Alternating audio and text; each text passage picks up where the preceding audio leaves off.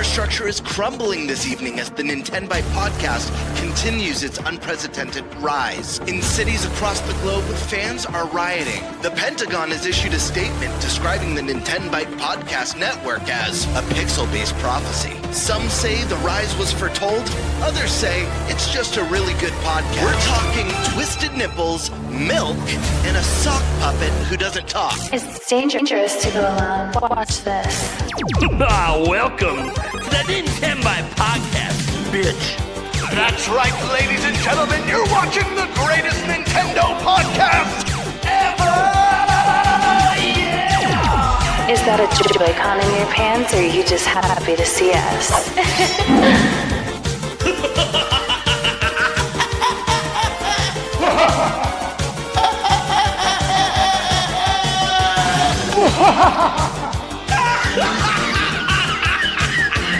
Shut up! Now feel the power. Everyone, do you feel that? Oh my god, I feel it! I feel it too, Gamer. What is it? It's the power of our podcast, I feel it! This is rad, Nintenbyte. So rad. Power.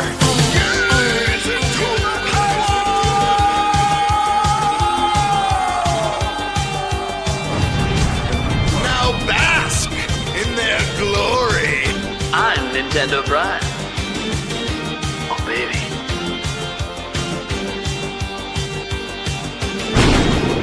I'm Thunderstash.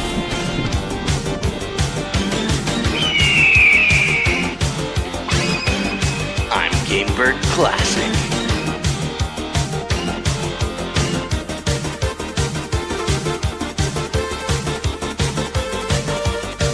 Nintenbyte rules. Let's rock. Hey everyone, welcome to the Nintenbyte Podcast Season 3, Episode 30. This is a special episode today because we get to give impressions on a game we've been waiting 8 years for. Some of us 19. You know, it just kind of all depends on how long you've been wanting to play Metroid Prime 4 for. That being said, we have a brand new person who's never been here before, one of the longtime fans of the channel, big supporter, Shiny Metroid Trainer. How you doing? Hey everybody, I'm doing great. I can't believe Prime 4 is already here. It's amazing. Hell yeah. Then we got Sky Sword Alyssa coming back. Hell yeah. some Actually, Metroid. talk some Metroid, yeah. And some Game Awards Yeah. stuff. And you know, if we're talking Metroid, we had to get Dave. Well, Super Mario Day 64 is here. Yep, I'm here. And he is hard at work on a review if you want to know what's coming from him next of this very game. Biggest review I've ever done. It's going to be crazy. All right, there you go. Then we got the Spice Lord. Yeah, hello. He's here. Yeah, I am. He's doing things. I am. Reading about sports. Sports! Yes, yeah. And then Gamer Classic. That's all he's got. He's flying away. Obviously, you guys might notice we are missing one of our hosts, Thunderstash. He's not going to be here this week. We said last week he's gone on a work trip. That said, he's still part of the show. He's got his predictions in for the betting, especially he's the defending champion. You think he was going to concede and just let one of us other three walk away with the trophy this year? No. Of course, he had to get it in. What's cool about him getting it in is I haven't even thought about this one time this week. So all of my picks are just going to be fresh, baby, which is why Stash is going to win because he played pre-planned and thought of everything. And I'm flying by the seat of my pants. Anyways, it'll be a good show. Let's go around the room, let people know. Actually, let's go to a topic roulette. We got some topics today. Obviously, Metroid, the Game Awards, some Zelda stuff, and a bonus topic if we get to it. We might not. We only have 3 hosts today. We'll see what happens. But let's go ahead and let's have Birdman kick us off. Which topic do you want? Let's see. I'll take Prime 4 impressions. Perfect, since we want that to be the first topic anyways. Oh yeah. It works out. Joe's Dave's been only here rigged. for like one topic, and it's fine. Got to make sure we get that topic right away. Otherwise, like if we do a different topic, I'm gonna be like, well, we got to rush through this. You guys got like 10 minutes. We got to get Dave talking Metroid. Anyways, Eric, what topic you want, bud? I'll do the Zelda remake incoming. All right, cool. So I'll take the most complicated topic, like always. But that's okay. It's a fun topic, and I won't even have to talk for most of it because a lot of it's just giving predictions and all that for the Game Awards. All right. That said, let's go ahead then. Birdmaster.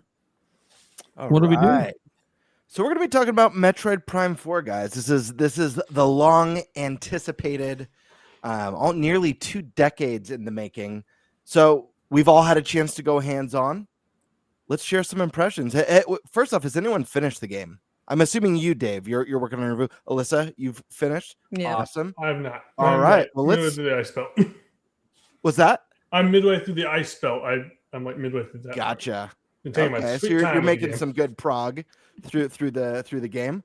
Let's start with Dave. Dave, what are your thoughts? What are your impressions? I know you got a review in the making.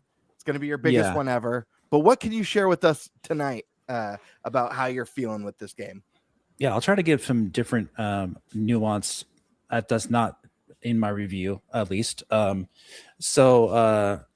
have so many thoughts on this game. Like, where do I begin? But I think it's a fantastic game personally. And obviously, I've been waiting for this game. I'm a huge Metroid fan. I've been waiting for this game for 18 years, right? Yeah, 2007. I will say right off the bat, very clearly, that I do think this is a rock solid, better Metroid Prime game than Metroid Prime 3. That is a very clear distinction I can make. A lot of people I seem to agree as well. But as far as if you want to hear the comparisons between the other Metroid games, so wait for my review. But I think the game is a tour de force for your senses. Like, it is a sensory overload type of game. If you want to impress your friends with what the Switch 2 can do graphically, put this game on and turn the sound up and give them some headphones, and it's sensory overload for like the first 5 hours of the game. The first like 5 hours of the game is like a perfect like 10 out of 10 in my opinion.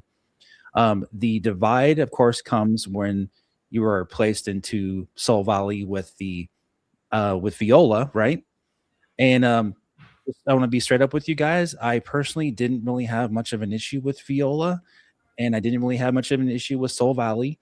But it is definitely, in my opinion, the quote unquote worst aspect of the game. Yes, it is. But is it bad? I do not personally think it's bad. I think it's actually fun and it's good, but it's not as high of a sensory overload that you're getting from the other parts of the game, which is the main part of the game, right? So it's kind of like people want to compare it to Skyward Sword and Hyrule Field. Like, I think, what's that bird that you're flying in? Loftwings?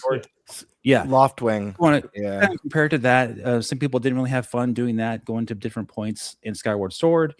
Hyrule Field, I thought it was pretty fun, but it's not like the actual core Zelda experience necessarily. Even in Hyrule Field, it is and it isn't. But even more so at Metroid Prime 4, that is not the core Metroid Prime experience that you're getting in the quote-unquote dungeons or biomes that you're going to. The Viola is getting you from one place to another, but it's a little bit more than that because you do have a very clear objective that they place upon you at the beginning of the game to get those green crystals. So if you're not paying attention to the instruction the game gives you, you may be in for a difficult end game. Because you do need to get those, because it's imperative to save what's left of their race. You know what I'm saying? So I found it kind of funny a little bit that reviewers were complaining so hard on that part, because I was like, well, didn't you review the game? Like, you need to like review what you're supposed to do in the game, right? So like, I didn't have a problem with that at all in the game. I was done with that in like less than an hour at the end of the game, because I was doing what the game kind of, told me what to do. And I enjoyed it. I had fun. So I was But yes, it's not the actual Metroid Prime experience that you're used to because it's a different type of mechanic completely. And I think that's where some people have an issue adjusting to the sensory overload. You get all this beautiful music, beautiful graphics, beautiful Metroid Prime gameplay. Then you're dropped into a different gameplay mechanic. It's very quiet and somber and different looking even, and not as good looking, obviously. But the actual gameplay itself, for what it is, I thought was good. Not great, but it wasn't bad. It was better than average, and I had fun doing it. I had fun with the viola. I had fun getting all the items, but it's very like pointed and short spurts. That's how I suggest playing that with. And just like when you're on your way somewhere, collect some of those green crystals, go to the next biome, and do the next part. And that's kind of what it's there for. But I really enjoyed the shrines that it has and everything, the hidden stuff there. I enjoyed all that. So yeah, but like the game, besides that, I had to cover that, of course. Besides that, I think the game is definitely, it's Metroid Prime. So if you think, if you assume you know what Metroid Prime is and you never played it, you don't know. So like there's no series like Metroid Prime. There's no series like it at all in gaming. So you don't get games like this very often. Games like this come once in 20 years, apparently. Really? So like, yeah, there are not games that are like this, guys. There just aren't. There's no game like this in 2025. There hasn't been a game like this in years.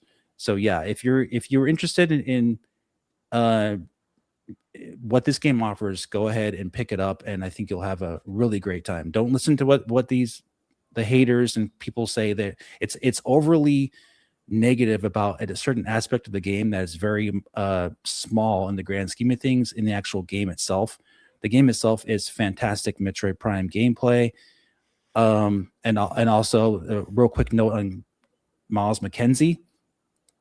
He's actually Miles Mild McKenzie, I would say.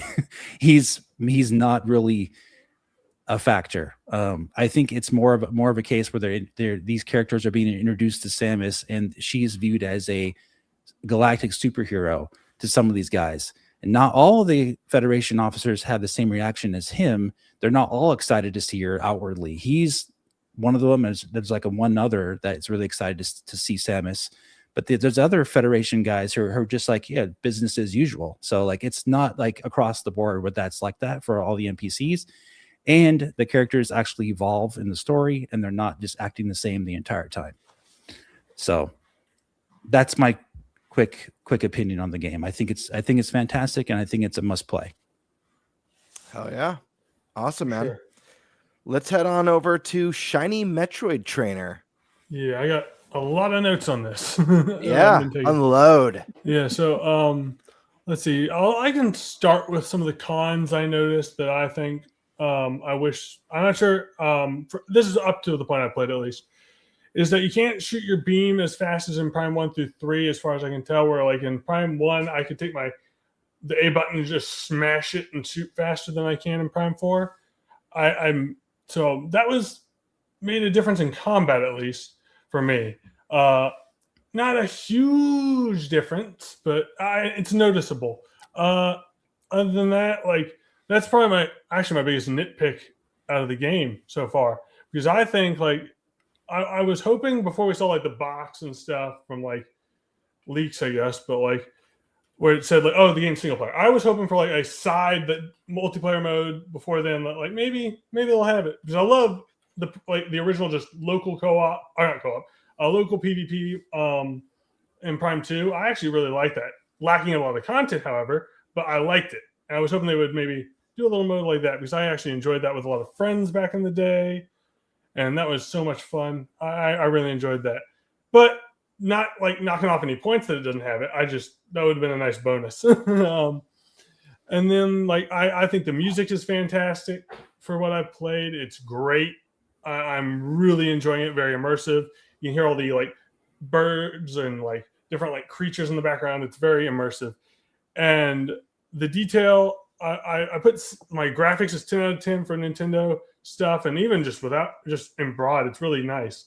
I have details as a separate thing, because there's a lot of like little details, like I mentioned creatures, different things you can spot moving around in the background. They don't have to be enemies; they're just fun creatures to see. So I put that as a 10 out of 10 because I don't see a lot of games doing that as much as Prime does that I play. Combat I put as 7 out of 10 because you can't shoot as fast. However, Prime games have never really been about the combat for me. It's more about the puzzles and like how you progress in the game. Puzzles for me so far are I put as 8 out of 10. I've seen games. I like Prime 2 a lot. That's my favorite game of all time. I love the puzzles in that game. But I feel like that might go up from 8 out of 10 for me. Because I've heard some of the later game puzzles actually get really good from a friend of mine who knows me pretty well. And I would say he's like, you're going to love the puzzles towards the end. I hope that's true. So that'll probably go up. Let's see. And then I have immersion for me is like 10 out of 10 right now. I love the immersion in this game. I actually think the characters up the immersion rather than lower it for me. I actually really like the characters in the game so far. Even Miles. I like Miles. When he's doing exactly what I would be doing if I was stranded on a planet like that. That's talking to yourself to keep yourself calm and collected.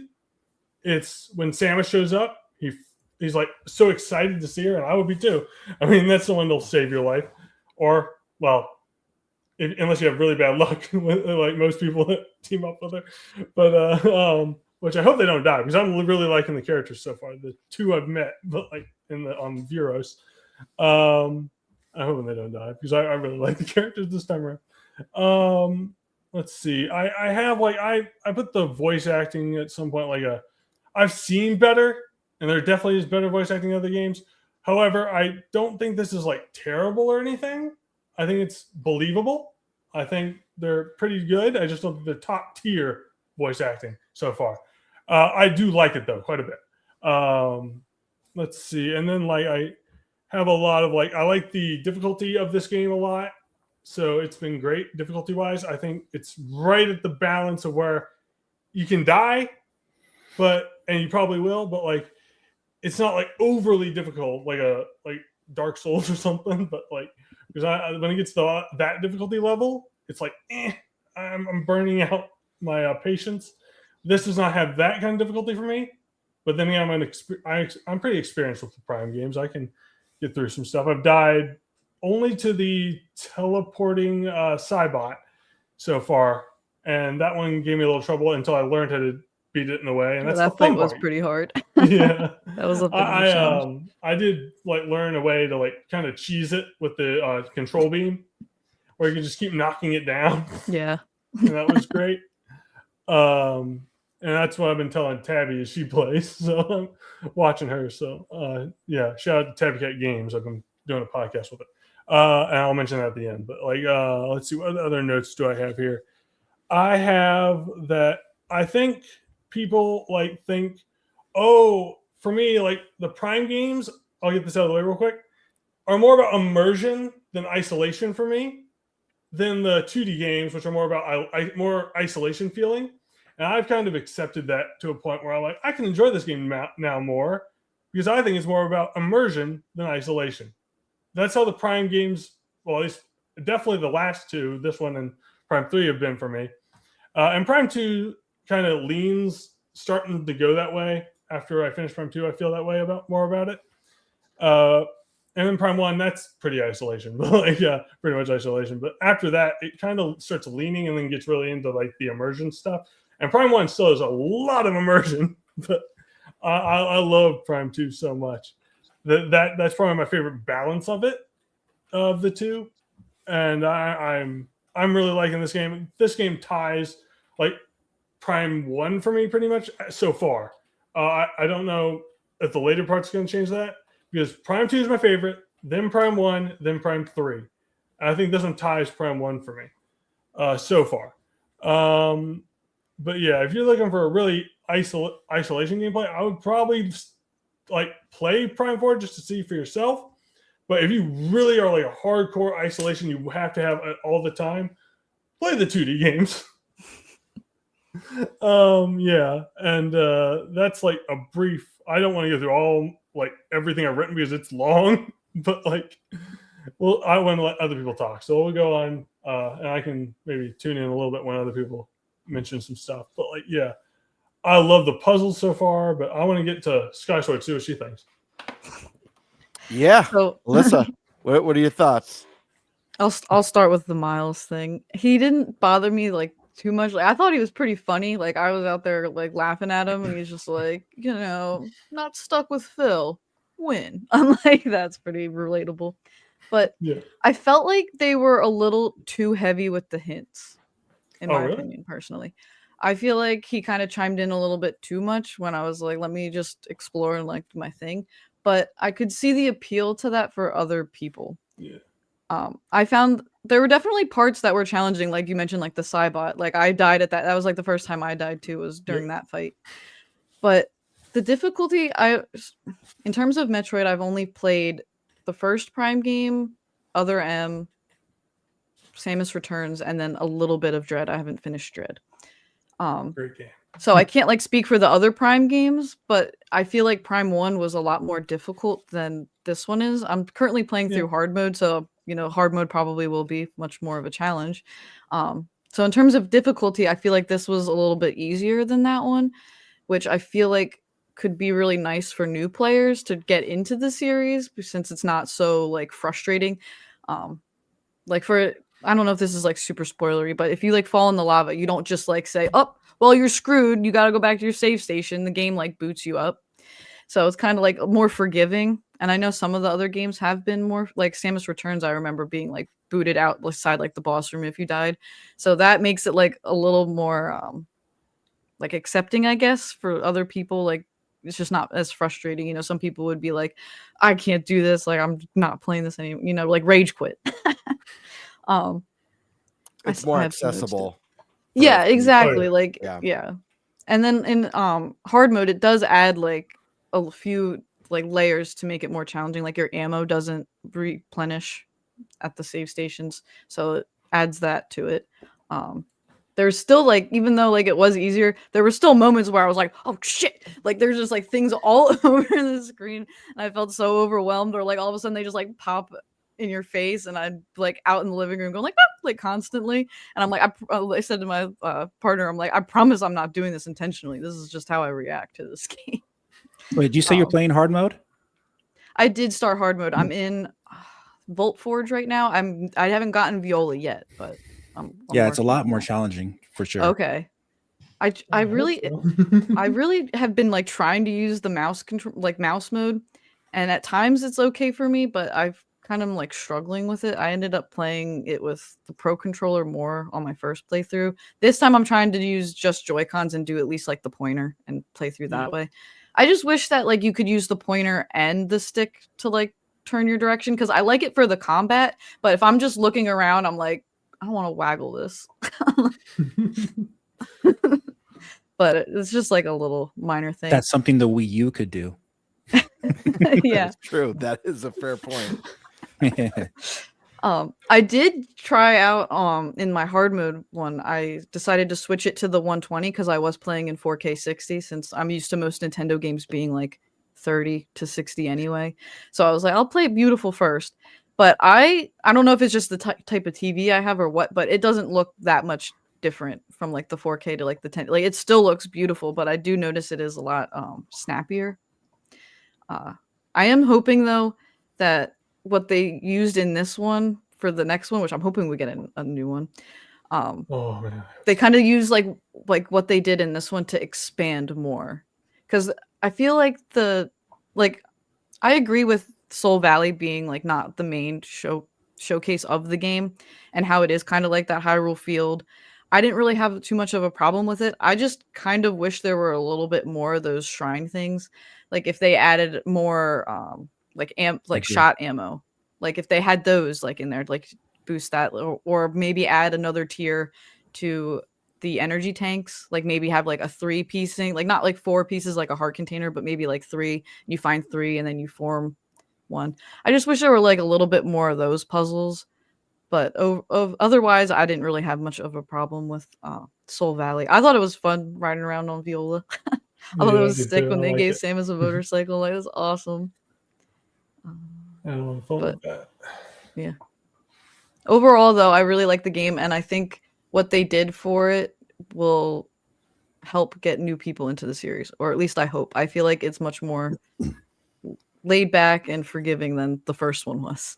Yeah. Did you like the training mode that they did? It looked almost like an F-Zero type of like racing Yeah, thing. I thought it was pretty cool. Awesome. I love that. I loved all the colors too. I was like, I this really is- liked it. Yeah. It was like nice and short and sweet too. It wasn't like draining, like trying to figure it all out. It was just like, here, just take you through the basics. So Let's add that to Mario Kart. Yeah. I'm curious if any of you guys have had. You say, Alyssa, that you think Miles talks a little much about like certain things. I have not seen him spoil a single puzzle for me yet, but that could be because I just know how to. I'm used to Not necessarily the puzzles, but he's like, maybe you should go here next, and it's like, okay. Because the only time I've seen him do something like that is like say, "Oh, you should go to that nearby save room and save your game." I'm like, okay, well, I can assume that the save room's through that door over there, but like, yeah, but I feel like that's mark kind on the of map or anything. yeah. I feel like that's kind of more for like the new players, like that Yeah, aren't I'm familiar. glad they have it. Yeah, like But- I agree for that too, but I do Yeah. kind of wish like he cut it. Like let me struggle a little bit more. Okay. Did yeah. any of you guys I'm assuming all of you guys play Metroid Prime 3? Yes. I have not. It's been a while, but You have not. I want All right. to. I'm still on the hopium train of Switch ports, but I'm I mean, you getting can to the blame point me where I for might be that. buying Trilogy. I'm at that point. You can blame Nintendo for that, but Yeah. they so basically Metroid Prime 3 is extremely handholdy.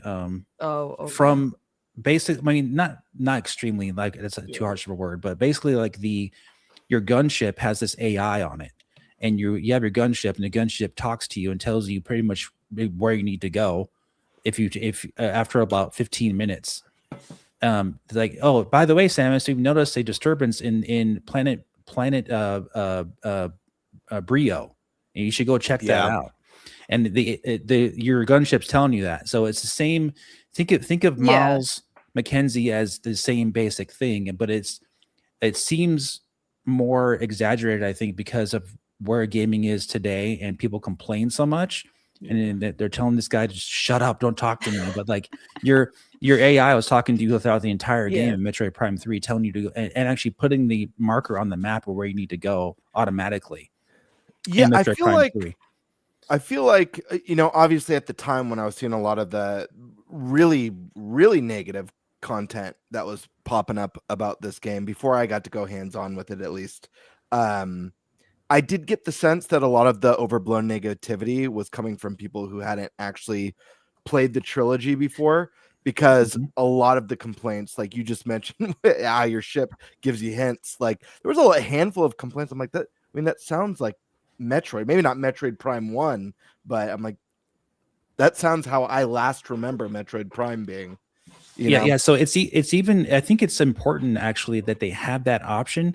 I think what they should do is simply just patch the game so you can turn that hinting off, but you can't turn it off. But it's not that bad considering that the game has an open world aspect to it in the open world area. That Metroid Prime 3 didn't even have that.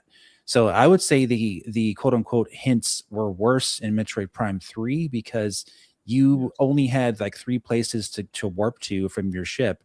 You didn't have a whole like desert valley to explore. So like when you're exploring the area, Miles may or may not come on the radio and say, "Hey, have you checked out Flare Pool yet? Maybe check that out." But they don't tell you what to get. They don't tell you how to solve puzzles. That's true. He just says, maybe you should check that out.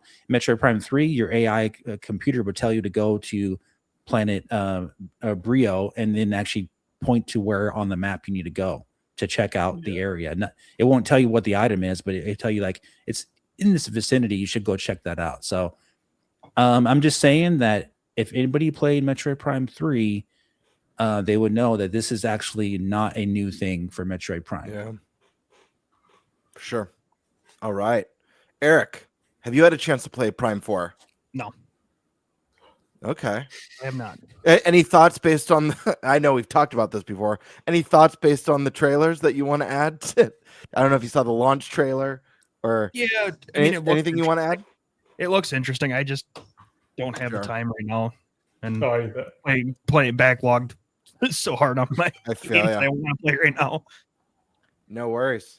All right. Primal Rage. Thoughts, impressions. What do we think? It's interesting because having played it now, I'm in Soul Valley after Volt Forge, doing my thing. I find that a lot of the complaints that I'm seeing on the internet seem to just, in my opinion, be people who clearly never played Prime 3. Because a lot of the complaints are like the same things that were in Prime 3. Now, I'm not saying that maybe they did play Prime 3 and they didn't like those things either. And maybe social media just wasn't a big deal back then, or it is now. So now you feel more likely to voice your opinion today than you were back when, Prime 3 came out in the very early days of social media. So I can understand why maybe it's being talked about more now than it was back then. But I also think it's also being made to be a bigger deal than it really is. Like, how many times were we told the NPCs are a problem? And then you read some of the reviews, and the reviews are even talking about how much, the NPCs are just so annoying and this and that. And then I play the game and I'm like, dude, like 5 hours in and there's been 7 minutes of dialogue. Can we stop acting like this is a thing that's happening every 5 fucking seconds that we're playing? Because it's not. Like, it's actually almost so minor at this point that I don't even know. Like, if I did a review, even like what of Miles so far, the only thing I'd even bring up is being like, yeah, there's NPCs. Like, they're so minuscule to what I'm doing that I don't understand like why there's any real like major complaints about them. It's fine if you don't like them and you find them to be annoying. That's obviously gonna be a personal choice. Like, Miles McKenzie's the only one I've really interacted with so far. I love the guy, man. He's awesome. Like, literally, it's like, did we just become best friends the moment he opened his mouth? It was great. Like, I love it. Dude, I want to talk to Miles more. Let me tell you, I will be returning to home base a lot just because I want to hear Miles talk, baby. So, yeah, dude, I got to get his thoughts on everything. And I already know. I already saw the future cutscene coming where the chick thinks you're like a rock star. Because I am. I'm Samus fucking Aran. Do you know what I've accomplished so far in this universe? If they weren't fangirling out about me, I'd be wondering what's wrong with them. So, look, obviously the NPCs were like this big sticking point. So far, again, personally, I've only experienced Miles, but I've seen some other cutscenes, and I'm really enjoying that. Everything through Volt Forge, my initial impression the other day was basically, well, this is Metroid Prime. Like, it felt exactly like I just picked up from Prime 3 and kept going. Like, the game just never stopped, and now we just have new things to do. It's what it felt like. And I mean, I played Prime 3. The voice acting's so much better in this game. The animation's so much better in this game. Like, it's miles ahead of what that game was doing. And unfortunately, it's miles ahead in those things that some people are complaining about. Like, I've seen some people complaining about, the gameplay feels archaic. And I was wondering like what they meant by the gameplay feels archaic, because as I'm playing through, while there is no other game that really compares to Prime, it's just kind of its own thing. The only thing that I found even remotely a little archaic is even just having save points. That's something that's gone away in most modern games. There's a lot of auto saves, checkpoints that are just automatic. When you get to a certain area, you just hit the checkpoint and you can always go back to that checkpoint. Having it be where I actually have to intentionally go save.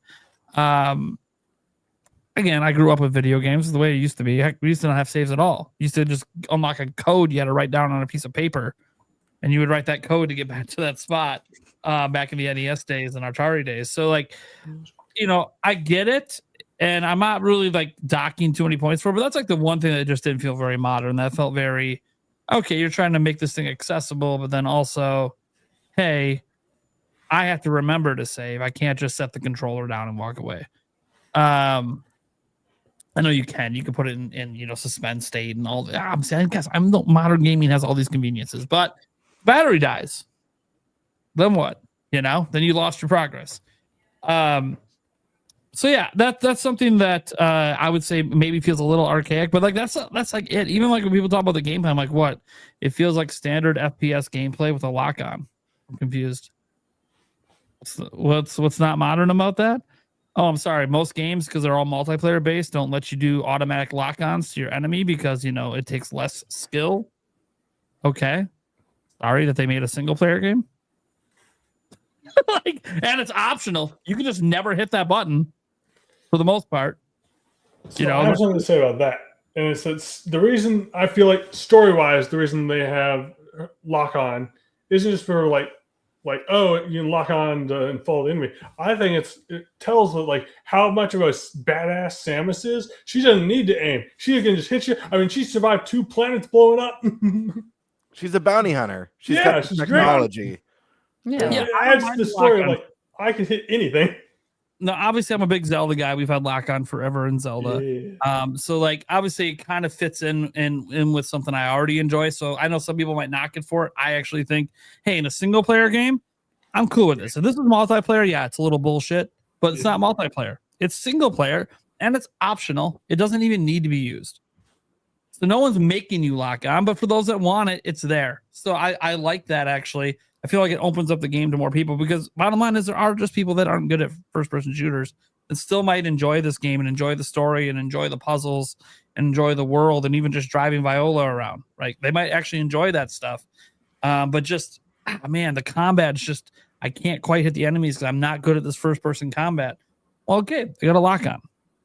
So it can help make the game more accessible for people. So honestly, maybe the lowest point of the game has been Soul Valley, but even then I'm so little into it that I'm not bored. Tell you that. Driving the motorcycle around is way more fun than I thought it was going to be.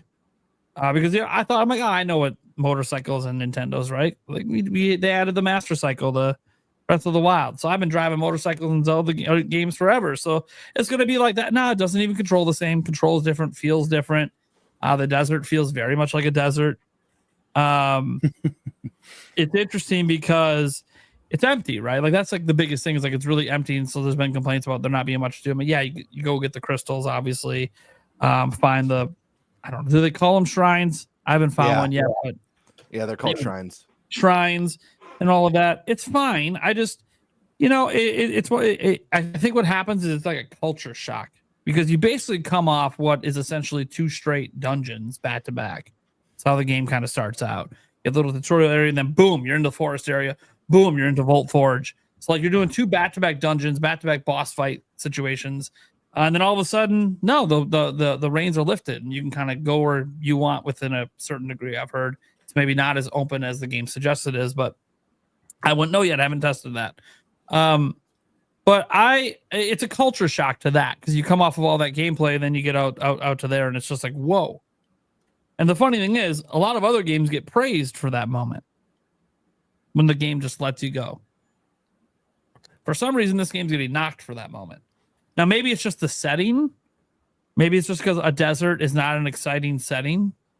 And it's not. Visually, it's not it looks like a desert. Yeah, I don't really... I've driven through deserts. It looks like any desert I've seen. Empty, vast, not a whole lot going on. Few tumbleweeds here and there. And oh, look, here's some random enemies that popped up. I gotta go kick their ass quick. It doesn't. The desert's just not a very exciting setting, right? Outside of specific Western movies, think about how many movies you intentionally watch that are built based in a desert. It's not very many. I mean, there's Dune and there's a few examples out there, but there's just not very many that do that because it's just not a very appealing place to be. And so when you're going to make that be your Hyrule Field, I do think that that's maybe why some people feel such a low point there is hey, this is Hyrule Field, but at least Hyrule Field felt alive. It's a field. There's trees, there's enemies, there's occasionally a butterfly if it decides to render in. Back in the N64, there was questions about that at times. But this feels dead and desolate. And I think that's what they were going for. So I can't even knock them for that vibe because clearly something happened at this planet, like an extinction level event happened. And so it makes sense to have a dead, desolate desert because everything got killed. And as far as I could tell, everything's dead. So how do we, you have the enemies. Yeah, I know the enemies are there. Still learning how they got there or what's going on with them. But right now it's okay, I know that there was a race that used to be here. They were really intelligent. They got rocked. Why did they get rocked? How did they end? And why am I listening to someone open the door? Sorry Keep the about door shut, please. That's what I'm trying to. Keep the door shut. Don't need to hear what's going on the other side. No, I'm just look. My overall impressions so far are this game's amazing.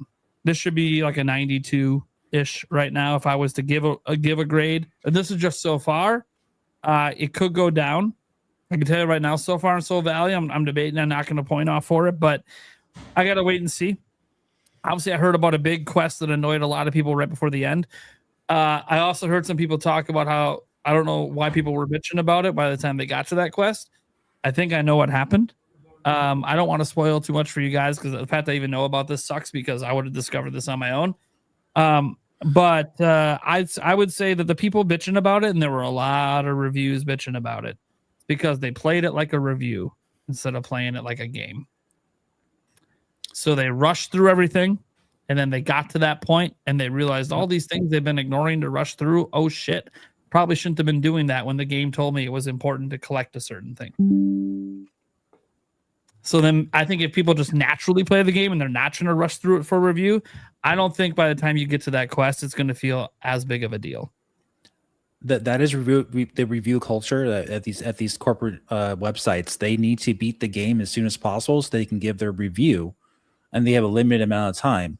And it's very easy to just look over certain objectives that are given to you, and all of a sudden, oh, wait a minute, I can't beat the game.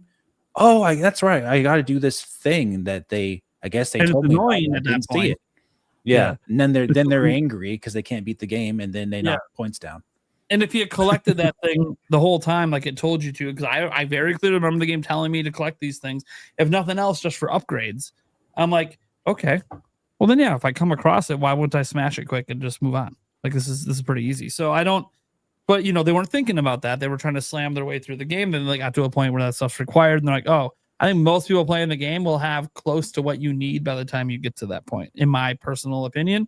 But I'm not to that point yet. I don't know how much it is. I just, from people who have beat it and just beat it playing like they normally would, saying like, hey, I don't, these kind of quests are normally lame, but also it's kind of a, hey, are you trying to speed through the game? Check. It's like just like, are you actually playing the game or are you speed running the game? Yeah. For me, I was already like 75% there at that end part. So I was actually disappointed. I wanted that it was over so quickly. I was like, I thought it was going to take me longer. Oh man, this is a little bit over too quick because I had such a great time at the end going through the shrines. I really liked the shrines actually. I thought it was a nice like change of pace from the main gameplay parts, the shrines especially, and then finding all the other secrets, and then having when you're all powered up at the end. If you ever played a Metroid Prime game, at the very end of the game on those last quests, you have all the abilities unlocked, and you're like super powerful, and you have all the cool stuff you can use. So I was like, oh, that part's already over. Okay, I guess I should beat the game now because I have everything. Like. It just goes to show you gotta really actually just play these games for yourself, and you gotta remember there is review culture out there, and if there's certain things that need to be done in a game, chances are that someone who's reviewing the game may not do everything that you think they should be doing because they didn't pay attention to certain aspects because of time. Yeah, like not scanning everything. I don't expect a reviewer to have 100% scan rate. Because they're trying to rush through. They're not going to stop it. They might scan a few things, but that's the way that works. So my overall impressions right now is that this game's amazing. It feels like a must play. Will my mind change as I get deeper into it and get to more of the negatives? Am I going to find that quest when I get there to be annoying, or am I going to like it? I don't know. I will say, one general complaint I have seen about the game is just overall it feeling a little archaic. And I'm like, yeah, it does. But it feels archaic in a good way because nothing ever did Prime better. If you guys could tell me a game out there, indie or otherwise, that has made Metroid Prime but done it better, let me know. Because maybe there's this fear that if we go too far, like people talked about the fear with the Soul Valley, maybe there's this fear if they evolve it too much to the modern times, it loses what made Prime special. So it feeling archaic, I think, is almost a bonus to it because it's like a callback to an older gameplay era that doesn't really exist anymore. Yeah, there's no series like Metroid Prime. There just isn't. So you're getting something unique, and you're not playing it in other consoles. It's exclusive to Nintendo. So, hey, man. Oh yeah, a lot of good points from all you guys. Some bad points too. I'm just kidding. Fuck you. I kid. So I'm thoroughly enjoying the game. I want to say I'm about 5 hours deep into it right now.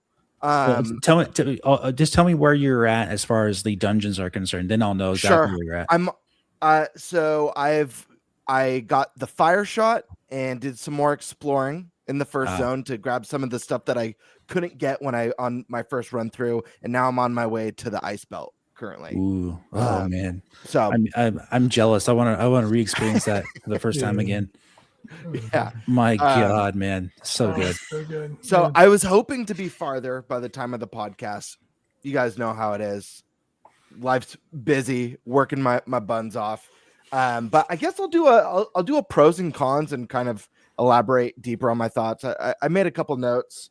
I think for me, the very first thing I noticed right away when booting up the game that was a huge pro, and it has maintained being one of my favorite parts about this game, and one of the best in the series, if not the best in the series so far, is the music. Literally, it's right from boot up. The music's fantastic, and you got like the choirs and crazy sci-fi synthy music chiming in, and it continues zone to zone. There's just a vibe. I got to use vibe. Everyone's using vibes in the reviews lately, so I got to say there's just a vibe to the music in this game that's beyond anything I think we've heard in a Metroid game. What? Stash is gone. I've got to hold down the fort. I thought I was good on the puns today because he was gone. Right. But I truly think the music's been remarkable. It's been a standout. Every location, every track, I'm blown away by it. And kind of a mix. I love some of the choir stuff, the synthy stuff. There's been stuff that's been a little bit more edgy and a little bit more having like a rock sound to it. That's really cool. Yeah, like some of the boss fights. Yeah. Just really loving the music. Even the music, Alyssa, you mentioned the training zone with Viola. Even the music there was super unique and cool. So music right off the bat, you notice it right away, and it just sticks so far. Next thing you'll notice right out the gate is the visuals. This game is stunning. It's remarkable that this is a Switch 1 game. Obviously, I think we're all playing the Switch 2 version, right? Oh, for sure. Yes. Yeah, we're all playing the Switch 2 version, but this is a Switch 1 game, and it's stunning. And I think the game's better looking than any of the first party stuff we've gotten on Switch 2 so far. So I can't wait to see what, as time goes on with this console, what some of the Nintendo studios are able to put out. And God, I hope to God we're blessed with the sequel to this game. I hope one day we'll see a Metroid Prime 5, because I love to see what Retro can do, pushing Switch 2 to like its core, and what they'd be able to do on more capable, more powerful hardware. But there's going to be people who nitpick and compare this to realistic, more realistic visuals. This game isn't shooting for photorealism. There's an art style here. There's just something super unique about the look to this game that's just so nice on the eyes, and the lighting effects, and it's so vibrant and colorful. So really love it, and gotta love those sexy doors they've included in Viros. Anyways, the bosses are another major highlight in this game. I've loved the bosses so far. I'm playing on normal mode. Haven't found the game too challenging, except for when I get to the bosses where I'm like, okay, I'm sweating now. So really enjoying that. I think they do a good job of keeping Samus moving, whether you're morph balling, jumping, whether you're having to switch to your psychic shot that you can control and hit certain weak points. But bosses are a huge standout so far. Really enjoying them. I hope the momentum continues with those, because I think as far as early on goes, it's been the most exciting bosses in a Prime game so far for me early on. Viola, this was my biggest concern.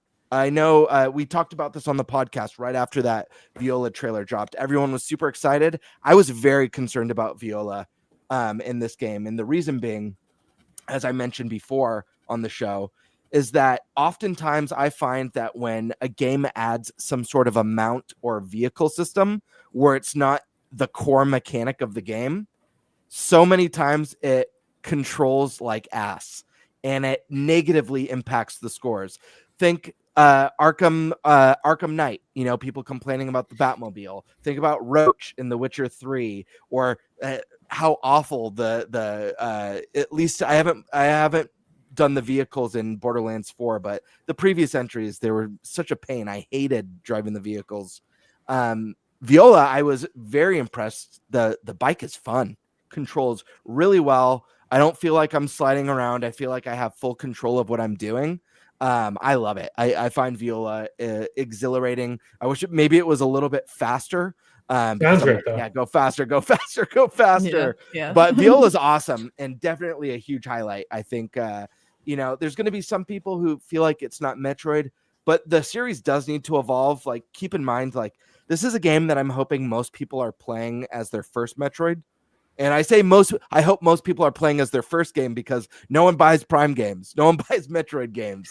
Like, this hopefully should be a lot of people's first Metroid game ever, because that means the game's selling well and reaching new eyes and new hands and new audiences.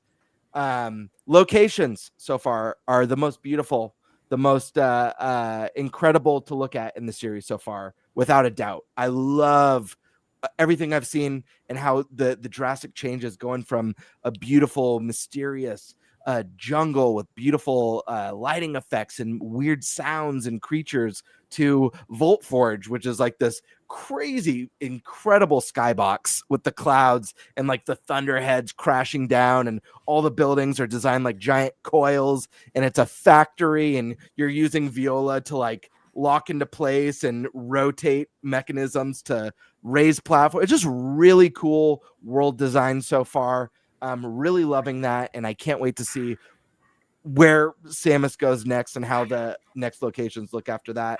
I feel like the first 3 hours of the game so far is a 10 out of 10. I do see some of the cracks entering Soul Forge, or sorry, not Soul Forge, Soul Valley. But the first 3 hours for me, I think, is the best opening hours of a Metroid game, full stop. Like, I think I love the setup. I love the mystery surrounding it. I think it's visually so impressive, and it sets up the mystery with the powers and the weird visions that Samus is having in these really cool locations. So I think the first few hours are just unbelievably strong. And my last takeaways so far on the positives is that if you guys loved Metroid Prime 2, Metroid Prime 3, I feel like you're going to love this game. It feels like a Metroid game through and through. I think I do have some cons that I'm going to get to in a second, but I do think a lot of the negativity so far has been overblown, especially the Miles stuff. Like, I can't stress enough how overblown the Miles, unbelievably overblown, which is funny. All right, cons. This is going to be a weird one. This is probably going to be a super divisive one. I'm probably in the massive minority here.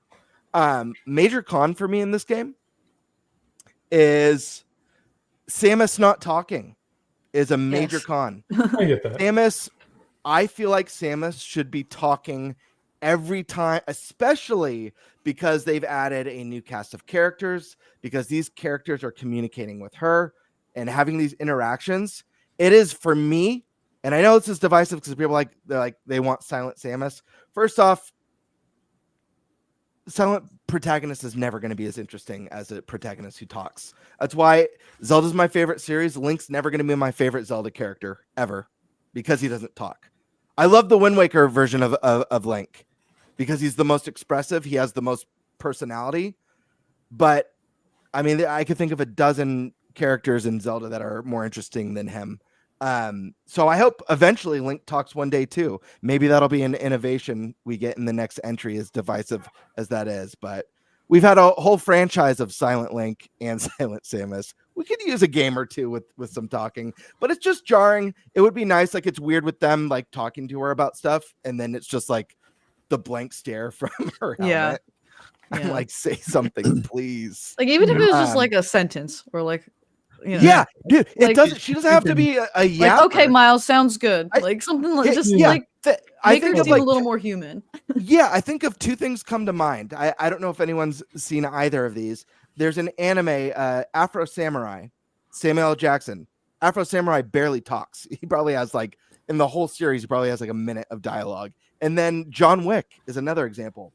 Keanu probably speaks 5 minutes in that last movie. He probably spoke a total of 5 minutes in the 2-hour movie. Or another one, Drive with Ryan Gosling. I think he has like 3 sentences. Like 2 of those sentences is him just saying the word drive.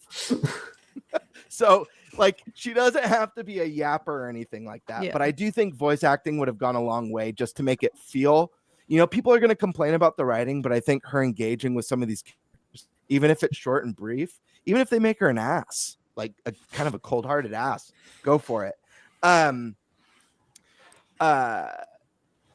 Let's see. I do feel like so far, and this really isn't an issue for me because I'm loving this game, and I love I love every Metroid game I've played. I don't love Other M, but I like Other M. I like it. It's a flawed game that I enjoyed. But I love all the mainline Metroids and all the Prime games. That being said, because I really care about the future of this series, I do wish that there was some bigger innovation to draw in new eyes. I'm not 100% sure, especially like with the marketing, that enough was done to bring in people who maybe never cared about Metroid in the past to be like, okay, this time. And maybe the motorcycle's the thing. I know it seems like they maybe did that to appeal to more of the Eastern market, like the Japanese audience that loves motorcycles. And it's a series that hasn't sold particularly well in Japan. But I wish there was some other sort of innovation that's like, oh, wow, never seen this before. I got to check this one out. And then lastly, Soul Valley, one thing I didn't enjoy, and I have a feeling this is going to be a repeated occurrence, is when I went to, I forget the name of the fire area. I should have wrote it down in my notes. Pool. Thank you, Shiny. Flare Pool. When I went to Flare Pool, spoiler alert, you get the chip for your fire power up and your fire shot, but it doesn't give you the power up. You have to drive back to your base. And I have a feeling it's going to do that every time I get a new type of shot. And for me, that feels like bloat. It feels like fat. That trimmed off the experience would make for a better experience. And I know it's a Prime game. I know it's on the shorter side, but you guys know, at least the crew knows that I don't always think longer or bigger means better. I think there's a place for shorter games. I don't think if a shorter game is amazing, if a 10-hour experience is amazing, I don't think it's any less deserving of my $60 or $70, period. I don't. And in fact, I'd rather have a 10-hour 10 out of 10 than a 100-hour 7 out of 10, to be quite honest with you. So Gamebird? Yes. Just real quick. Yeah. Just keep in mind, yes, it is a Metroid Prime game. But I don't want to spoil the gameplay aspects for you. Yes. But keep in mind, there is actually a reason why you need to go back to Miles for that chip. You got to think outside the box. That's why when you go. I have a feeling I know where you're going with this. Yeah. When you're getting the crystals. Well, I mean, yes, but like when you're getting other beams, for example. Oh, that's remember right. what the other areas were holding you back from entering in other areas. That's true. Think about that. Yep. Yeah. No, that's true. That's definitely a good point. But I feel like it, and I think it's more of a Soul Valley thing. I think the Soul Valley does feel a little bit like bloat. I think there's a great idea here. And I don't know if I'm curious for this game having like an 8-year, and I understand that development restarted. I am curious if this, that maybe they just they couldn't figure out, they couldn't quite crack the code on Soul Valley.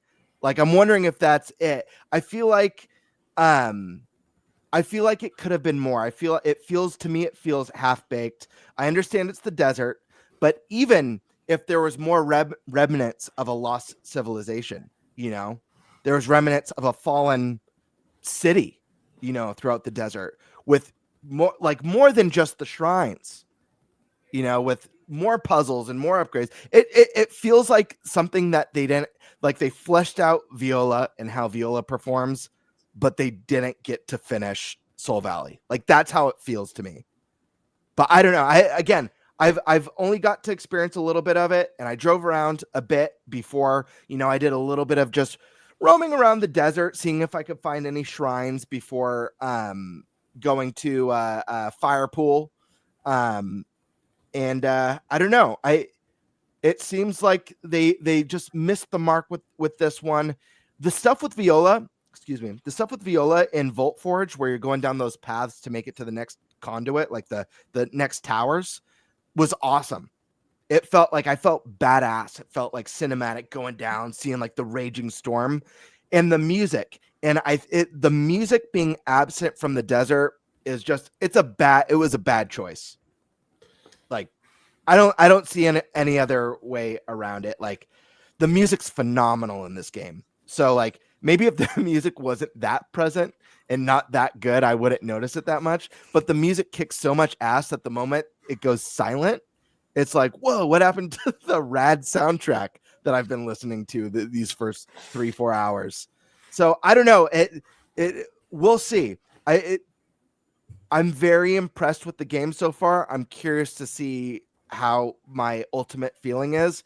But again, like I said, if you guys love Prime 1, 2, and 3, I feel like you're going to love this game. It feels like Metroid Prime through and through.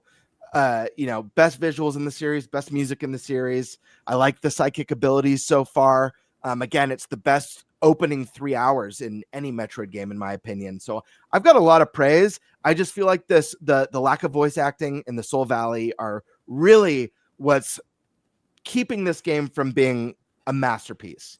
It feels like a great game. And again, this game is like averaging like an 81 right now. It's like sitting around an 81.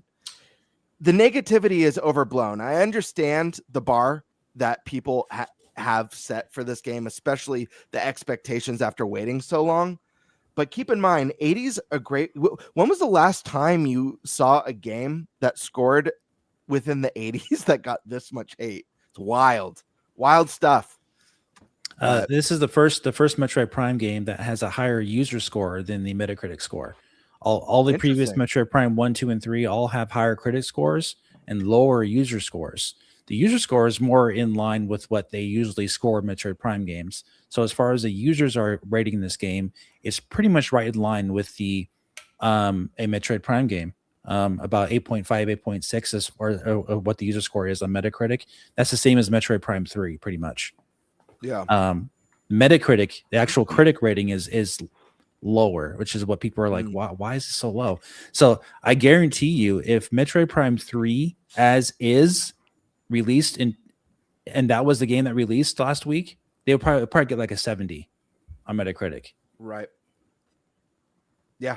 Okay. They would destroy that game because there's lots of flaws in the gameplay. I just played the game last month preparing for Metroid Prime 4, and like, you got the hyper beam, which kind of like cheats the whole like combat mechanic in the game. You can just like kill everything in a couple shots. Yep. You have worse designs of the enemies, I would say, and worse designs of the bosses. The worst music of the series. This is just opinions that are general. I'm saying that most people do agree with out there. So yeah, like, but that game scored a 90 on Metacritic. same game in 2025, I think would score way lower. Yeah, So, I agree with you, Dave. It's and weird. It's really weird. I think I already think this is a better experience than Metroid Prime 3.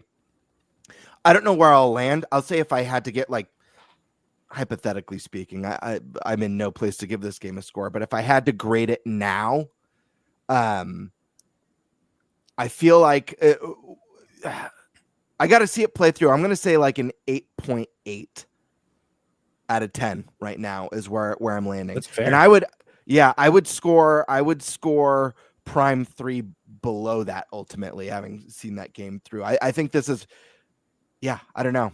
I feel like we'll have to see. I feel like I'm going to like this better than 3 and 2, but maybe I won't like it as much as 1. And keep in mind, guys, it's going to be really hard for a Metroid game to ever beat Metroid Prime 1 for one specific reason. Like Dave was saying earlier, there's no other game like this, but Prime 1 was the first to do it. It came out of nowhere. It was like the most experimental thing, and Metroid fans did not want a first-person Metroid game either. Like they were not about that. But there's nothing like it. And you're never going to recapture that magic of playing Prime for the first time, because there was so much shock and awe and wonder. It's just not going to happen. The only way that they're going to be able to do that is by reinventing the series in a way you never expected, similar to how the Zelda team reinvented Zelda with Breath in the Wild. That was just like, holy shit, is this what Zelda is now? And again, I don't even think that, like, the hardcore Prime fans don't even want that. They want Prime 1. So yeah, this feels like one that like, it's just a battle that's never gonna win. A couple tips for you for Soul Valley. Sure. Make sure you try to collect when you do the boost. Make sure you're heading for one of those cactuses, because the cactuses will refill your boost instantaneously, and you have an instantaneous boost right after that. So you almost like you don't even run out any boosts. And by boosting through Soul Valley, you can get from one side to the other in about a minute and a half. I timed it. It's very, very small because Viola is very, very fast if you're boosting. And if you get the cactuses, you'll continue to boost throughout the entire way. Plus, if you're looking for other stuff to do, there's various different jumps and like almost like tricks you can do. You can jump and like get other places. And when you engage in the combat, even though it's very basic, it does have music it does play music while you're fighting the enemies. And there is actual music in the entire Soul Valley as well. It's just a lot more subdued. It's going for a different vibe, as you said. The vibe is different, which is it's more subdued vibe, but it's more like a 2001: A Space Odyssey eerie vibe that they have in the desert. So yeah, I got that like right away when I played it. I was like, wow, this is very dark and like eerie. Like I feel like very alone here. I liked that at first. But like the second time you enter Soul Valley is when you went on Viola. That's where it kind of like has a little bit more of a disjointed feel, because you actually are having to explore.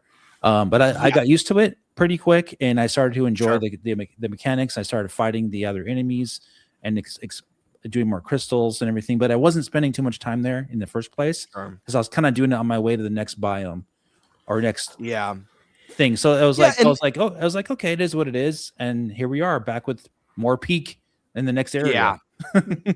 No, for sure. And my first time entering Soul Valley and returning back to like the home base, it's like, oh, this isn't so bad.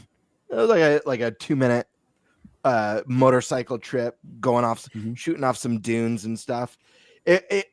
My concerns arose when I left that base again and kind of did some exploration. And I don't know, I do feel like you know what would have been nice, if they had implemented some sort of like dynamic event system or something where like events happen. Sandstorms, world boss that maybe shows up randomly at certain times. You know what I mean? Day and night system. I think day and night cycles. Yes, something to make it just feel a little bit more or a little bit less sterile. I think sterile's the right term. It feels. I understand it's supposed to feel barren. It's a desert, but I think it feels too sterile. I think even the most barren desert has life through the day and night cycles and man, we already know they can create unbelievable skyboxes. Imagine the skybox, the nighttime skybox they could have created for Soul Valley with a massive like moon or two moons and crazy like auroras and all that. I'll be watching They too much of that, just standing there looking at it. I'll be spending way too much time doing that. Right, but yeah, I mean, there's a good idea here with the motorcycle. I really think they nailed Viola. I think it's just that world that could have used a little bit more I don't know, R&D, a little bit more innovation, or maybe I don't know. I think maybe it just needed more time to cook. But I love the game so much so far, despite the desert, being a bit of a concern. And who knows, by the end of it, maybe I'll be like, it wasn't great, but it wasn't that bad. And the overall experience was so good. I'm not even fazed by it. My favorite game of all time, people know on the podcast, is Wind Waker. And I understand the flaws in the padding of the Triforce, the legendary Triforce quest at the end. But I also understand, and this is why I wonder if, maybe this was a little bit half-baked, is, we know there's pulled content, 2 dungeons that were pulled from Wind Waker. So I do wonder if there was bigger plans for this place and it just didn't come around. Who knows? Maybe one day we'll find out. Maybe this is just how it was supposed to be. I'll tell you this much. For Wind Waker, I couldn't stand that last part of the game. I almost quit the game at that part with Wind Waker. Yeah. I loved the game up until that last, empty ocean fetch. You go fishing for all the things. I thought it was awful.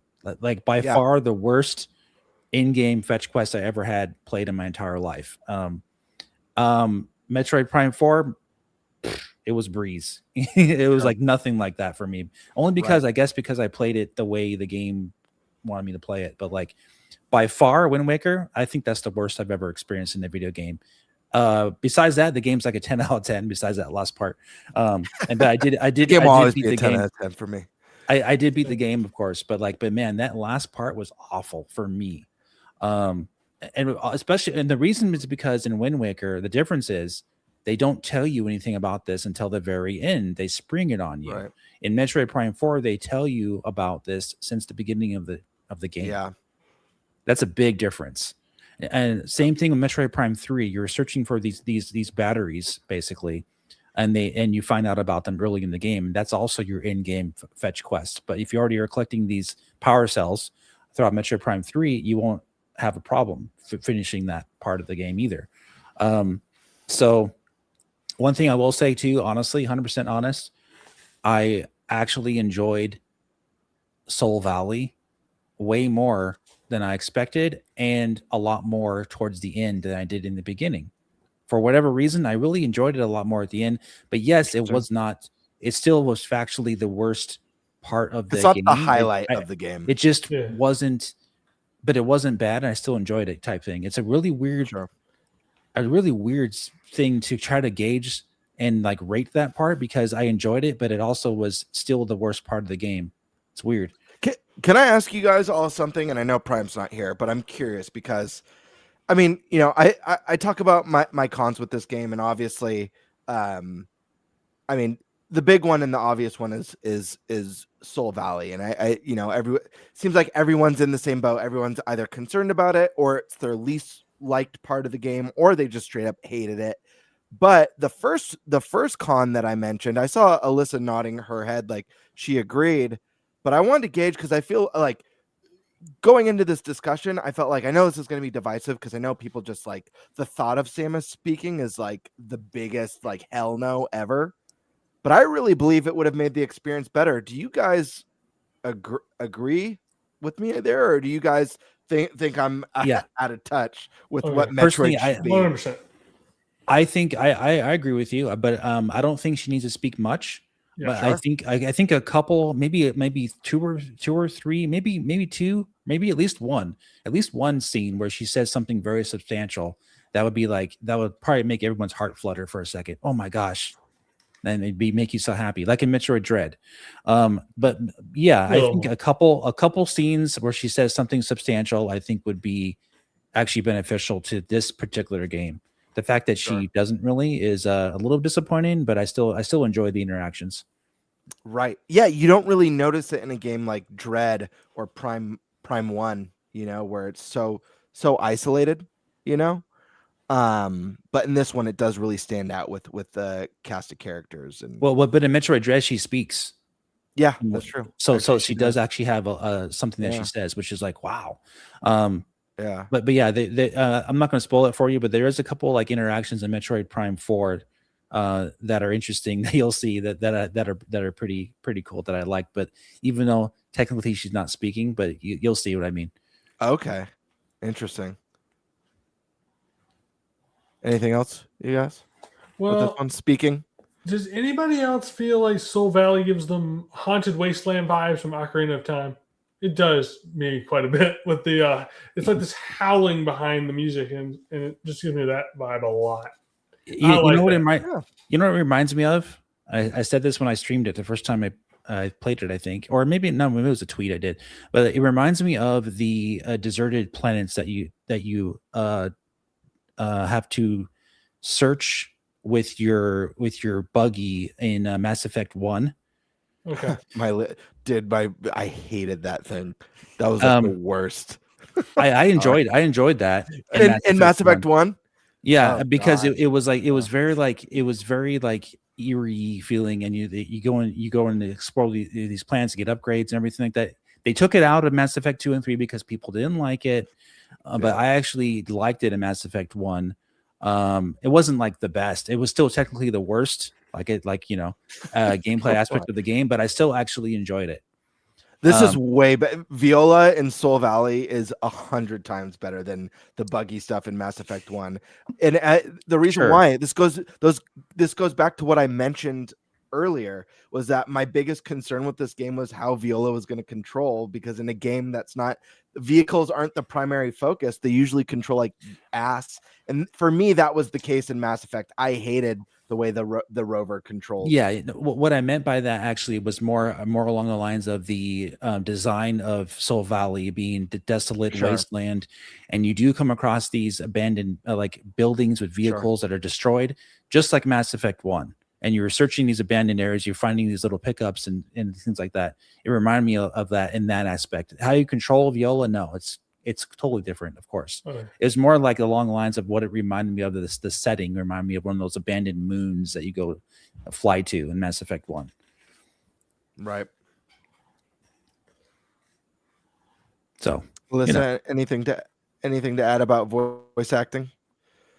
No, I mentioned earlier, though, I think, if she just said like one word or even like a sentence here or there, it would just feel a little more alive. Because in one the opening scenes, when you give Miles the chip, she just kind of here you go.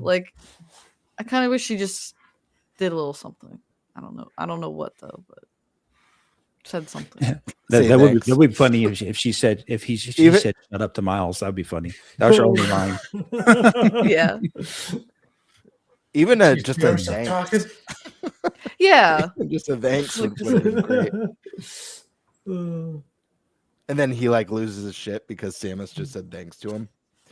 No, that might be never mind, I won't say it. Oh, no, go for it. Oh no, it might be a little spoiler. I was just gonna say one of the other NPCs might freak out if she said something. Fair enough. But... Yeah. Oh yeah. Eric, I want to get your thoughts. I know you haven't played it, but how would you feel about Samus having more of a little bit more dialogue in Prime? I know you're not a Prime guy, but I'm sure you've heard how, or maybe you haven't heard. I mean, I don't necessarily. I don't know. I haven't played any of them, so I guess to me, I don't know if it would bother me at all or not. So just say yes then. Say you want it. I mean, yeah, absolutely. Just give her as many lines as possible. Primal, I want to get your thoughts on this. I was telling everyone when you stepped away that I think we all agree that Soul Valley is probably going to be the lowest point for most people. Some people might enjoy it a lot of people, it's their least favorite part, and some people hate it. But one of the things that I mentioned as a con, I know is a lot more divisive, because I know there's a lot of people who, like with Zelda, are like, hell no voice acting from Samus, period, full stop. What are your thoughts on that? Because I personally, like, I don't want her to be a yapper, but I even think having like maybe like, even if she said 10 words in the whole game, you know, it could be her being, you know, a smart ass. It could be cocky. It could be kind. I don't know, but I feel like some character would be better, especially in a game like this where there's NPC interactions. Whereas in a game like Prime 1, you're fully isolated, so there's nothing jarring about Samus not speaking. Look, I play a wide variety of games. People should know this by now. And while I understand people want things to be a certain way, because I'm into such a wide variety, it means I do like when things cross over from other games, and voice acting is one of those things that I love. Yeah. One of my number one complaints in Breath of the Wild and Tears of the Kingdom is it wasn't enough voice acting. Not that Link should talk. They did fine with that. But that the characters that could talk would be talking to you in one cutscene, and then you get to another one right after where it's like a dialogue, and they're not talking to you anymore. You have to read it. Very jarring. So in regards to Samus herself, look, I wasn't as like taken aback so far by her nonchalantness, I suppose, in not responding. And I know she technically has a voice actress, and maybe she says something at the end of the game. I have no idea, but it could just be for her grunts or whatever else. I feel like I would prefer Samus talk more. Doesn't need to be a chatty Kathy. Doesn't need to be a Miles. But at least respond to the NPCs during the cutscenes. You know? Yeah. Even if it's just like a little quick thing, it's not much. You could still be this stoic, you know, basically action hero that the one lady treats you as, and still say a couple words here and there. You know, you don't have to say a whole lot. Yeah, like even like a watch out or like I got this, something like that. If Samus ever was in the game and getting tortured, I would hope she talks a little more in the game she's being tortured than not. You know what I mean? That's obviously doesn't happen. I assume that doesn't happen in the rest of this game, but you know what I mean? Like she's human, right? I get kind of hybrid, sort of. Yeah, I know the backstory. She looks human. We'll say that. So I feel like there should be a bit more human emotions to it. Like she talked another M. I had no problem with her talking another M. I'm not sure what my issue was. My issue was either the voice acting being bad or the lines were bad. Could be both, but yeah, that I think it was the dialogue that people say like the writing was bad for her. Because like I think she talked too much. Yeah, I don't want to fault the voice actress. Basically, I'm trying not to fault the voice actress for presenting the game the way they wanted it to be. Like, I don't want to act like this voice actress doesn't have a vocal range to do a whole wide range of emotions. But if she was instructed that, hey, you need to read these lines this certain way, this is what the character is, then I think that's just wrong. Because it basically gave her a voice, but made her voice feel monotonous. And the whole point of a character having voice is to give them character, not to have them be a robot. Which is what it kind of felt like with her in that game. Even though she was going through emotional moments, it was very monotone, don't give a fuck, I'm a robot. And I think that was obviously what they were going for. I think they were trying too careful to not give her much of a personality because they know how people have depicted over time who Samus is as a person. But I think at some point you just got to accept who cares what everyone else thinks. It's about the game you're making and what's best for your individual game. I think Samus talking would have, at least so far, enhanced the game to me, not been a detriment. So I would definitely say I want her to chat more. And if there is a Prime 5, obviously, I think we can't talk about it yet till we see sales data, because I feel like if the game gets any sort of sales momentum, that's a good sign for a Prime 5 someday. But for right now, yeah, I want her to talk all the time. Agreed. Yeah. I talk to myself. Why can't she talk to herself even?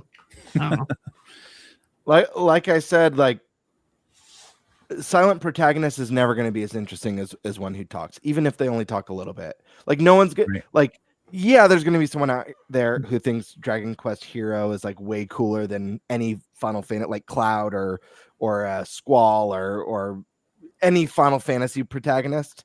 But come on. Yeah, well, I mean, like to that point, so I don't know about you guys, but Metroid to me has never had like this massive story. Like it's not really that in depth.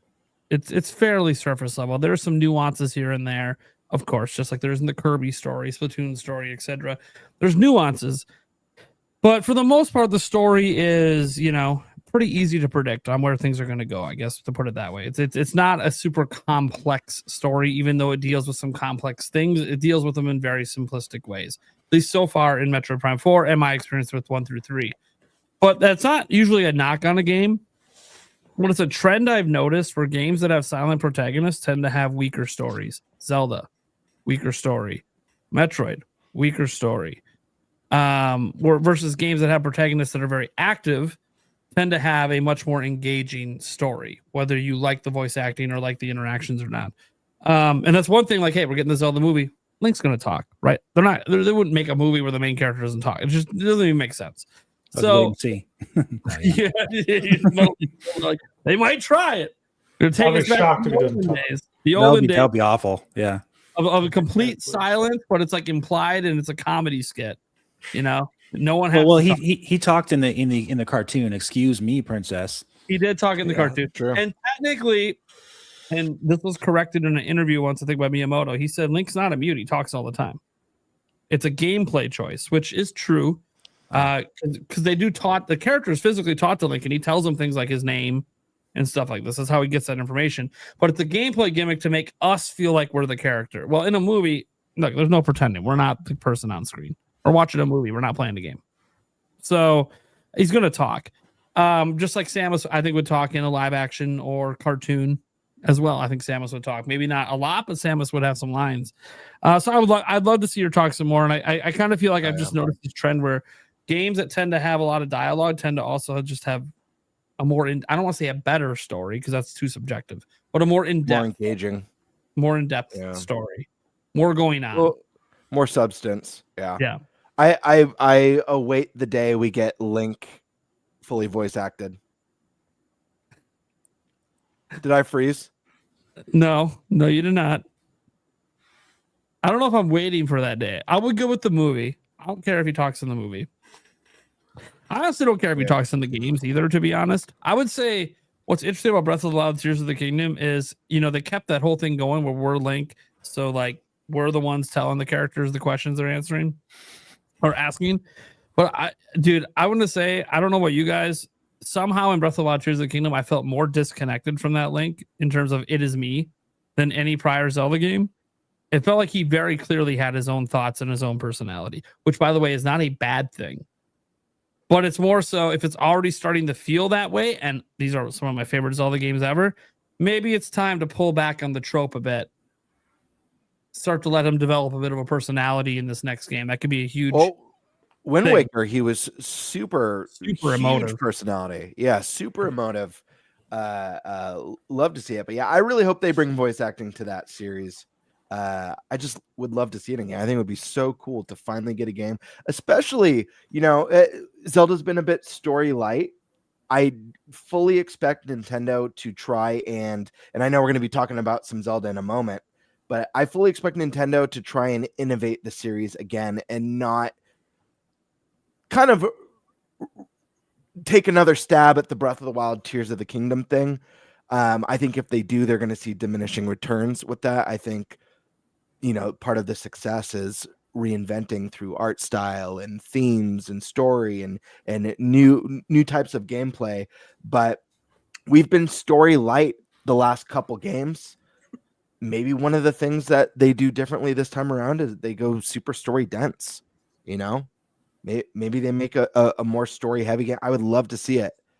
A game where Link talks, it's unprecedented. So it's like that would be a huge innovation for the series. Be really cool. Doesn't have to be every Zelda game, although I don't know how you go back, because I think as apprehensive as people are, well, the only way that they can mess up, I feel like, is if they hire a crappy voice actor, which Breath of the Wild in Tears of the Kingdom doesn't, to be fair, doesn't have the best voice acting compared to some other games, you know. I think go ahead, What's sorry. that look, Face he's Prime? making a. Is he frozen, or is he just doing dead stare? No, he's not frozen. You think that it had the best voice acting? I said it didn't have the best voice acting. That's all I said. You think it had the best voice acting you've ever heard in gaming? There's a difference between saying it's the best I've ever heard, period, and it not being like in general, your statement can't be argued with, because you said, well, it's not the best, but you were saying it in the way that like it's not very good. Not literally, it's not literally the best ever. Like, of course, there could only be one best ever. But it's pretty Fair good. enough. I mean, it's fine.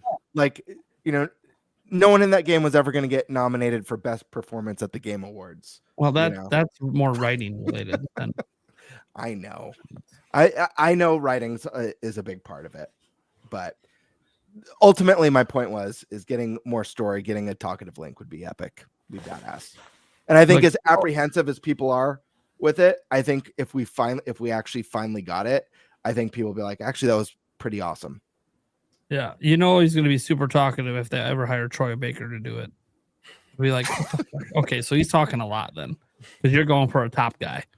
You're going for a top guy, then he's not going to shut the fuck up. He's going to talk, or it's Navi's back, and it won't shut up the whole time. The whole adventure, and it's him. I hope the next game we get Kid Link again, because I think controversial statement, but I think the Child Link games are overall better than the Adult Link games. Okay. All right. I don't well, think. Oh, sorry. No, go on. I was going to say, I don't think it's as unlikely as people think that we will get a voice acted Link in like one of the next 2-3 Zelda games. I think that's actually highlighted, especially if the movie does really well. Yeah, I think we can get it. Cool. I think it would be cool. But yeah, guys, thanks for having me on. I'm gonna head out. Really appreciate you having me on for the Metroid Prime 4 impressions. Enjoy the Zelda talk, but I'm gonna go back. I need to go back and work on my review because I only have the nights to work on it. So I want to get that out as soon as possible.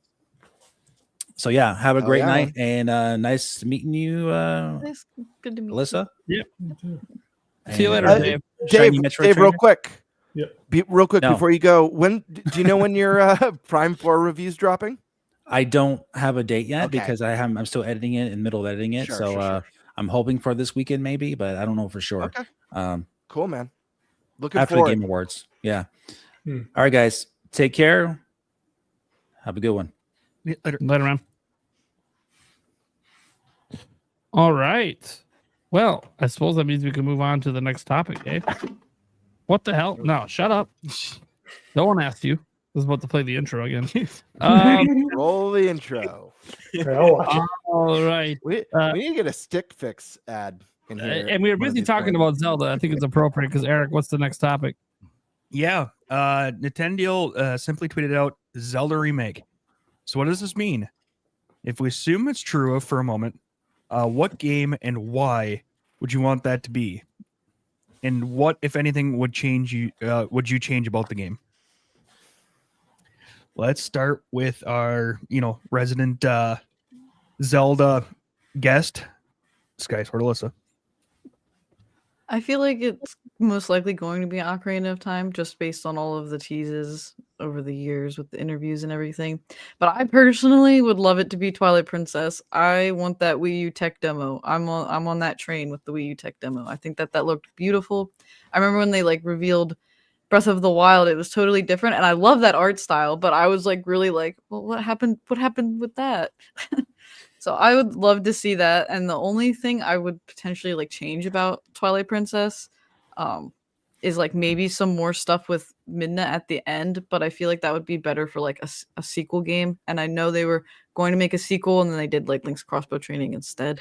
But I'm a Twilight Princess galley. I would love to see that come before Ocarina of Time personally, but I would still be happy with Ocarina of Time also.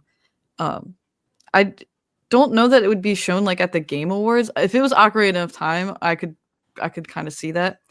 But another game that I really feel like could use the remake or remastering treatment would be the Oracle games.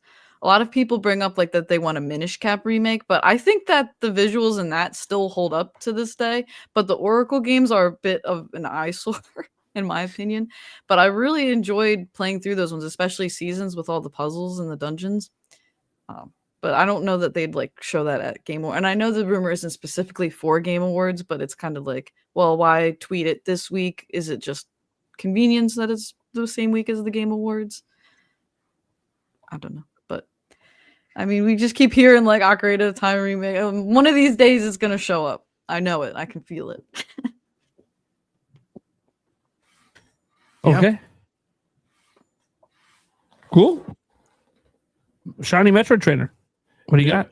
I got my notes here. Let's see. Let's scroll down on my notes. So I have basically similar to Sky Sword. I think I would like a Twilight Princess one as well. But if I had to guess, it would be Ocarina of Time. I have some notes on things I would like tweak with Ocarina of Time. Like just bring it up to times. Like the combat and the movement, I think could be tweaked a little bit here and there. Like, give it like a nice, decent overhaul for that. I think Hyrule Castle, obviously, if they make a full-on remake of Ocarina of Time, that needs to be more explorable. Because I just want to go around that whole castle and just be like, man, this is awesome. Like push Zelda out of the way, jump in and fight Ganondorf. Like, can I fight him early? But like, I do want like some interior stuff in Hyrule Castle to be like explorable. I think that would be really neat. And I want that guard back that when you it peeks out the window when you try to push it. But let's see. I want to know what happened with Zelda between the time of child and adult Link. I want to see at least bare minimum cutscenes for that, or at least more of that. I want a light dungeon if possible. I think I would also tweak some of the boss battles, like the final Ganondorf fight. Make the room a little bigger and have him have more attacks they can do, not just like a Phantom Ganon 2.0. I want like a little more different of a fight than that. Which he has some extra stuff, but I think it would be cool if he had like even more to have before he turns into like full on, Beast Ganon, which is my favorite Ganon. I love that Ganon. That fight's like, I would love to see that in modern graphics, like just the lightning striking, have it be really dark, and when the lightning strikes, like you see the his face. Forge Sky, but in the Ganon fight. Yeah, I just love the N64 version because of how dark it is, and when the lightning strikes, you see his face. I want that feeling to happen all over again. I also think like they could add more like the Shiny. What about Shiny? What about the Great Fairies in that game? Just you know what? If you're gonna do that, get rid of the vines. We don't need vines. No, just oh my gosh. That's really rough. Minimal vines. Minimal vines, yeah. Like you have a slider option. What did I just walk into? What is? Your boob guest is here. We have to talk about it. Gotta have the slider. Listen, I asked a question. I am a co-host on the show. Asking questions is part of my job. Anyways, continue. I think I would love to see like more stuff with the Dead Hand fight because that's one of my favorite like creepy bosses. I love Dead Hand, just how creepy he is. Like have him make more sounds that are like just add the sound effects to him that like make him even more creepy. Maybe even have him summon like Redeads or something like to make the boss a little harder. I think that could be really fun. Just the modern graphics with that would be so sick. I think I have. Let's see what other bosses. I want to see like Volvagia in like modern graphics, like, but with that art style, not like the Breath of the Wild Tears of the Kingdom art style, which I love, but like in that art style, I think it would be like a modern version of that would be so sick. What else do I have written down here? I have Let's see. So there's the Ganondorf boss fight. I would probably tweak a little bit. My dream is for that game is basically to have the Sheik gameplay in there. I think that'd be really cool. Like in my dream version of a remake of Ocarina of Time, I would love that. That and the Light Dungeon. Heck, maybe even the Sheik gameplay would be the Light Dungeon, where you have to go. Maybe they are getting like they have to like find the Light Medallion first. Like maybe Ganondorf, when he takes over the Sacred Realm, gets it or something, and she gets it back somehow. Or there's like a stealth section where she has to sneak it back in between Link while he's in there. You know, like I think that would be cool. Maybe I have to tweak the stuff a little bit, but that would be a cool thing. But I just want Sheik gameplay, man. I would love to see that in a remake, however unlikely that might be. But man, that would be cool. Yeah, I just think some of the bosses I think can be tweaked, not necessarily redone, but tweaked to make them even more interesting. Even though, man, that game, it's one of my favorite Zeldas. It's in my top 5 like consistently. Tears of the Kingdom and probably Wind Waker is up there too with Twilight Princess and stuff, just for different reasons. Like I think Wind Waker, Twilight Princess are like. I just don't think Wind Waker needs a remake. The art style holds up great. Yeah, it holds up so good. Whereas Twilight Princess, yeah, I would love to see that get remade. That's probably the one that needs it the most. Yeah. I would add voice acting to Twilight Princess. I was sitting here thinking, I'm like, well, that I would add. I would add voice acting. Definitely for Twilight Princess. Gameplay wise, like I love everything about Twilight Princess. Even Twilight the beginning with the ranch and everything. I'm like, it adds to who Link is in this game. I would like to see Link be like in Wind Waker, when you roll, you can kind of like curve Link around like that. I would like to see the movement in Twilight Princess needs to be a little smoother, I feel, and more like controllable. Other than that, like I love the like how all the different combos you can do and different like things. And heck, they could have more combos. Yeah, all the hidden skills. Yeah, give more hidden skills. More. I'm down for that too. More of them. That'd be great. Oh, I would love that. There's like a lot of things I would love to see added to Twilight Princess, but I would have to like go back and like find my list because I have a lot of like dream things for that game. It would take a whole podcast to talk about. But yeah, that one I would love to make up. Need Birdman. Yeah. You know, this is something we've talked about on the podcast for so long now. You know, and speculation even beyond that. But I think Ocarina of Time, if there is a Zelda remake, that's the game that makes the most sense. It's the one that I would like to see the most too. Maybe not the most needed, because certainly there's other entries that need it more. But I think just the excitement of knowing, like, oh my god, if we get an Ocarina of Time remake, does that mean we could get a Majora's Mask remake at some point and kind of like flesh out the whole story? And I think there's a very high likelihood that the Ocarina of Time remake is real. I'm hoping to see it by the end of next year. You know, we've got the Zelda 40th coming up. I expect the biggest celebration that we've ever seen for Zelda. I'm expecting in 2026 for a number of reasons. Just timing, dev timing, based on, you know, whatever releases, whether it's a remake or a tease for the next entry, the theme park stuff, the movie, the first trailer reveal or teaser trailer. A lot of exciting stuff should be cooking for this series next year. And I really believe that this is something that they're doing. I don't know that it releases next year, but could I see an Ocarina of Time remake by the end of 2027? Yeah, I could actually. And I really hope it's true. I'm really hoping for it. I can't really pinpoint one thing that I would want to update or change, but there is a number of things that I would love to see. Obviously, I don't want a, you know, bare bones treatment of this game. I don't want just like a 4K up-res port to switch to. That doesn't cut it. There's no point. Yeah. You know, we already have the game on NSO. So for this, I'd like to see it built up in a modern engine. And with that comes modern controls. I want this to feel like a Zelda game that was crafted today. That means incorporating a jump button in the game. And I understand the game's not designed for a jump button, But again, I don't want an up-res. I want this game built from the ground up, rebuilt and fleshed out. So yeah, they'd have to shift some of the game design, shift some of the dungeons and environments to accommodate for a jump button. But I want combat to feel modern. I want Link to be able to jump and feel nimble.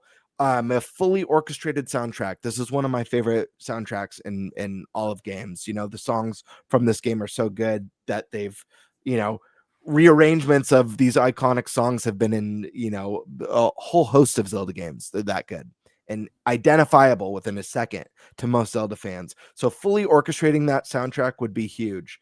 On top of that, I would love to see voice acting. Alyssa, you mentioned you'd love to see that in Twilight Princess.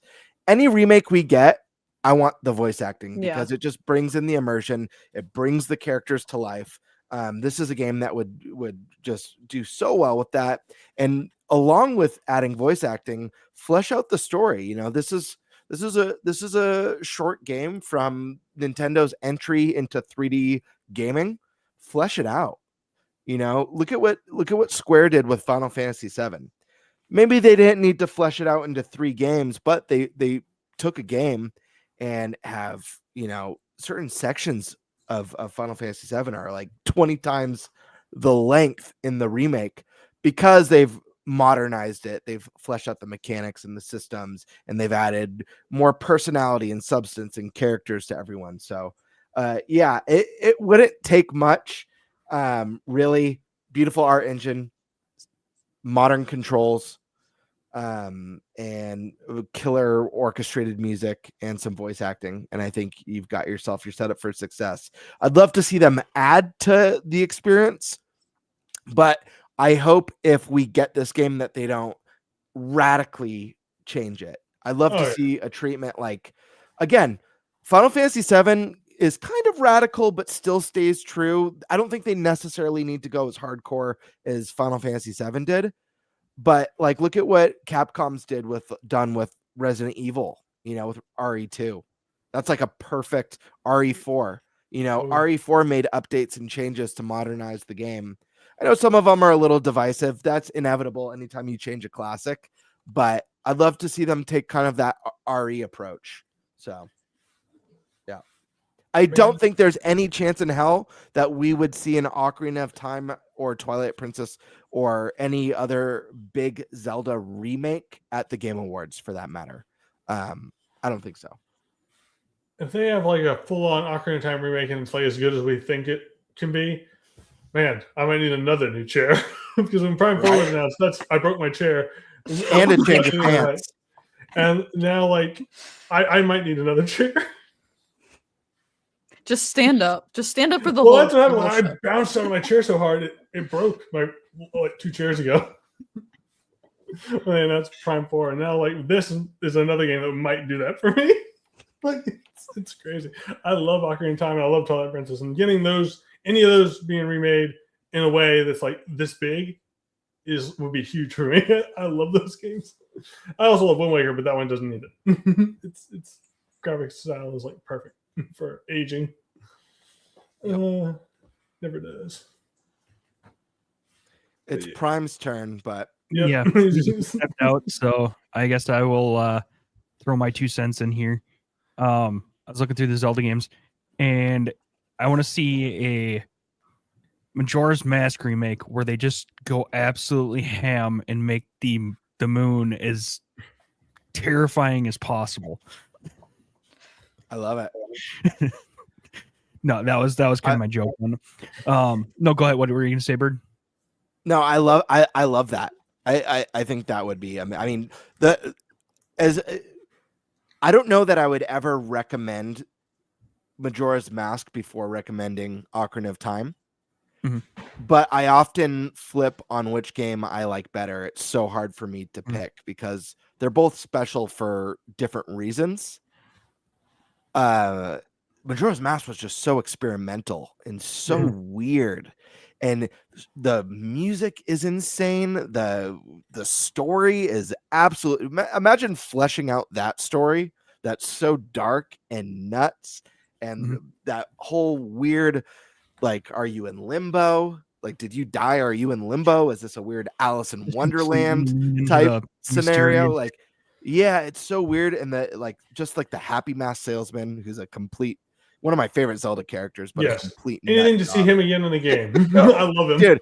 Imagine him in like a modern art style with that crazy version of Song of Healing and stuff, all creepy. And that game would be wild. And that game has like, that game was doing stuff like the NPCs on a schedule and everyone's in different places at different times on day.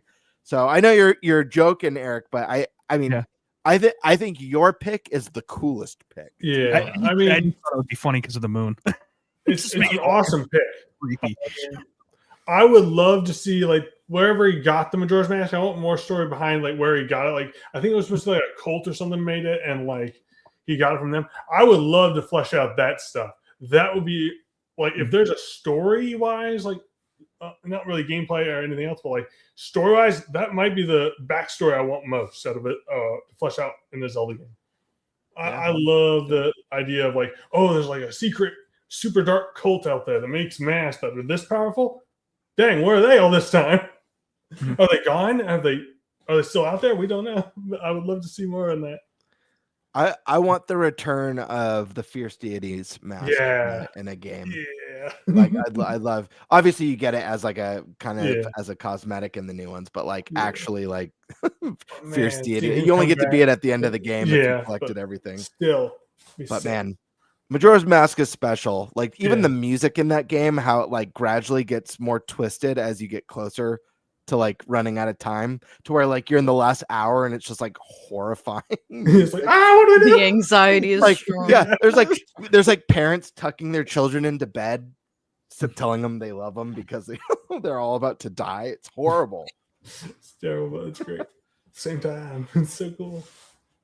Yeah, there he is. Yeah. So the one that I was actually kind of thinking, I don't know if this would fit, but doing like a Link's Awakening type remaster for A Link Between Worlds. Oh.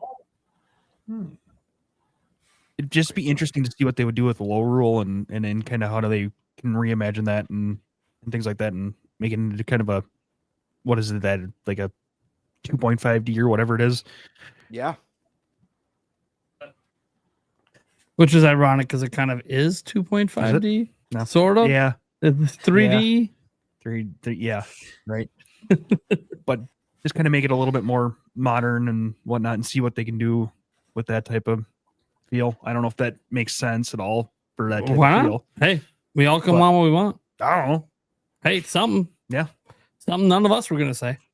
You're probably not. I'll just go next here. Well, you are the last one, so. Look, it's Ocarina of Time.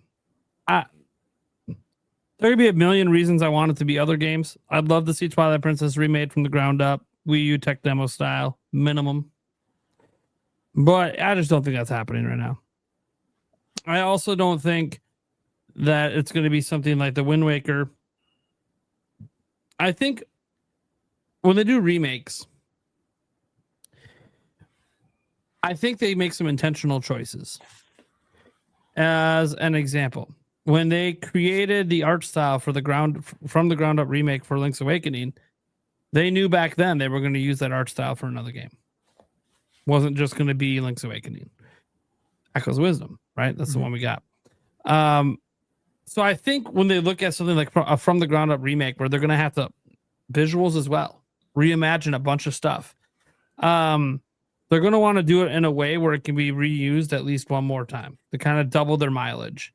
So Ocarina of Time makes a lot of sense because of Majora's Mask, because it gives them that opportunity to reuse this engine they built, the assets they built, to reuse it and get Majora's Mask out the way. And Ocarina of Time obviously is an all-time classic.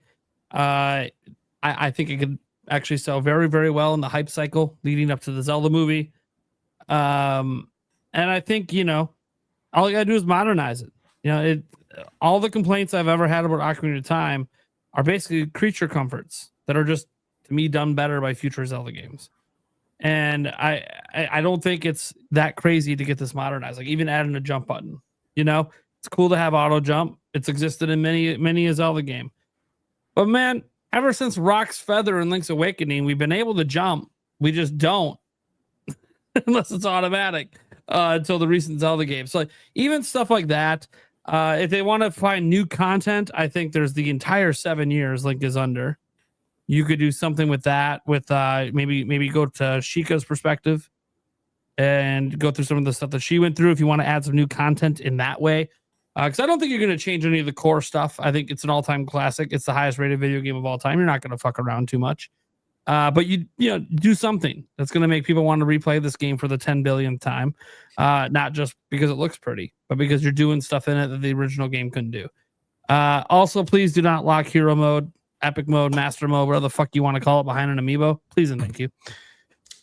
Yep. Sorry, this is Nintendo, so I got to say that out loud. Mm-hmm.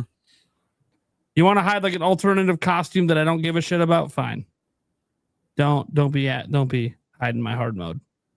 No. All right. By the way, I like people might go, well, complaints. I mean, Metroid Prime 4 didn't do it. You just had to beat the game. Yeah, I don't like having to beat the game to play the hardest difficulty either. I think it's kind of redundant. But for Breath of the Wild, they literally charged money for it for Master Mode. So we didn't even get it in Tears of the Kingdom. I try to tell myself, is it better we didn't get it at all, or if it's locked behind an amiibo?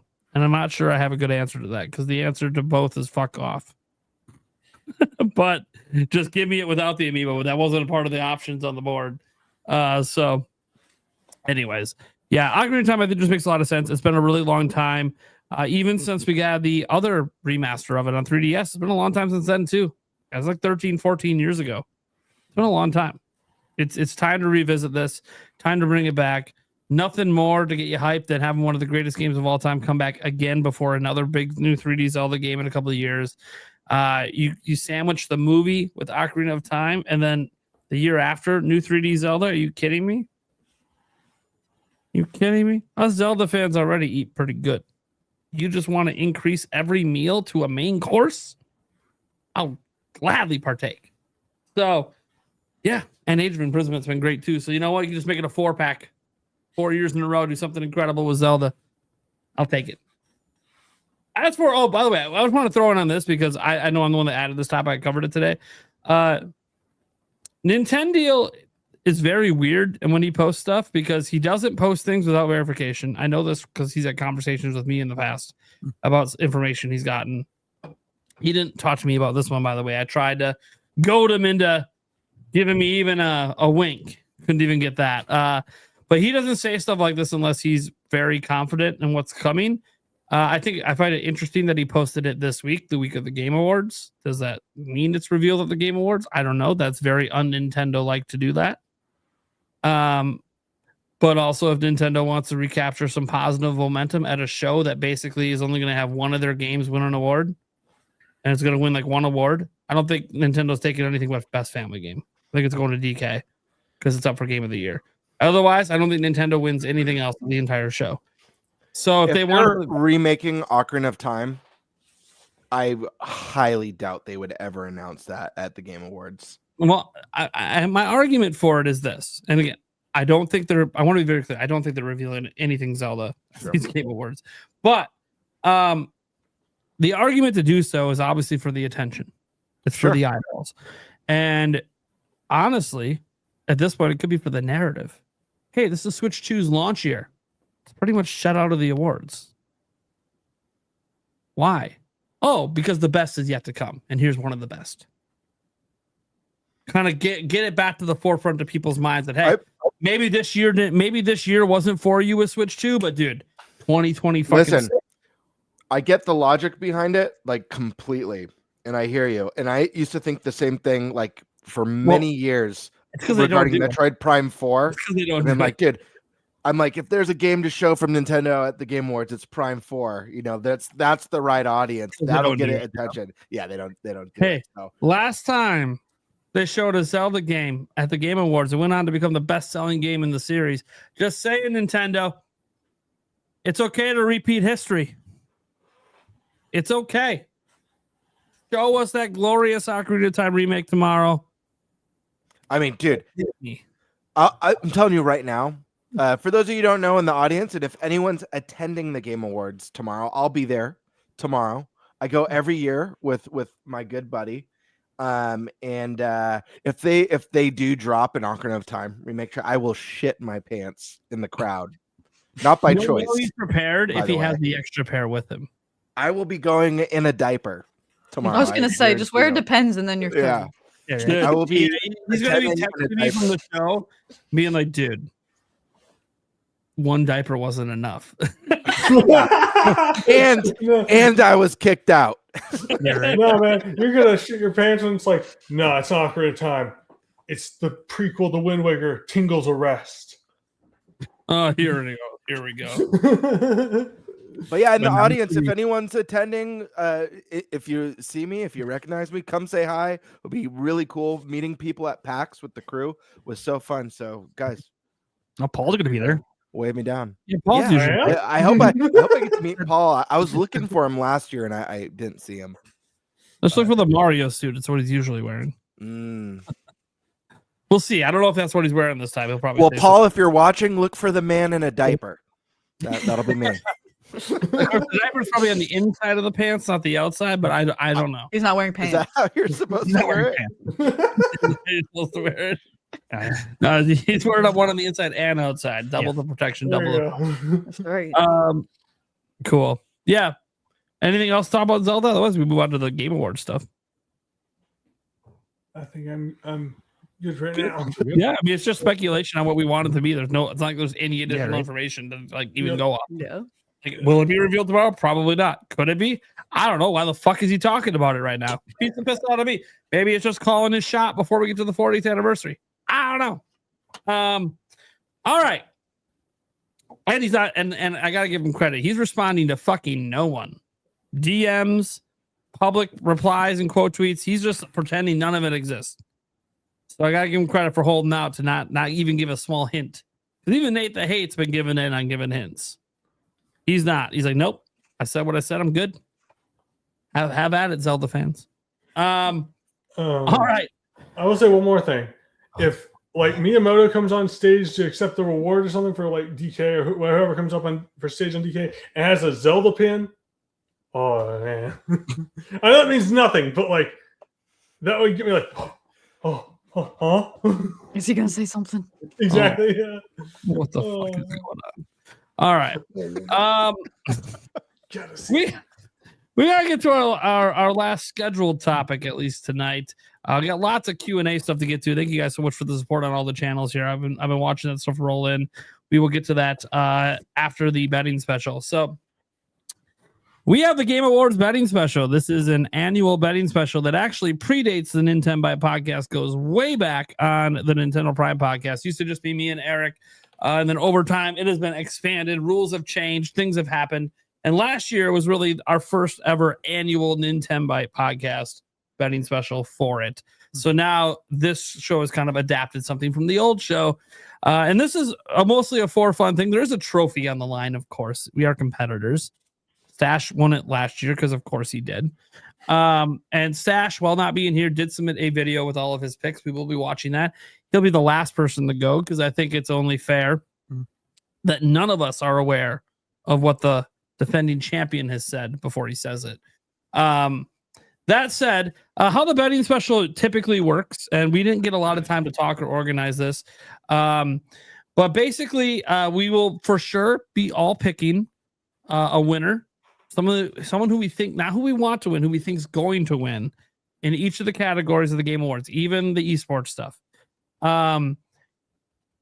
Each category is given a point value of either 1 through 5. We kind of decided on the spot with the first person making bets. Like, hey, we're gonna go 1 point with this. We're gonna go 5 points.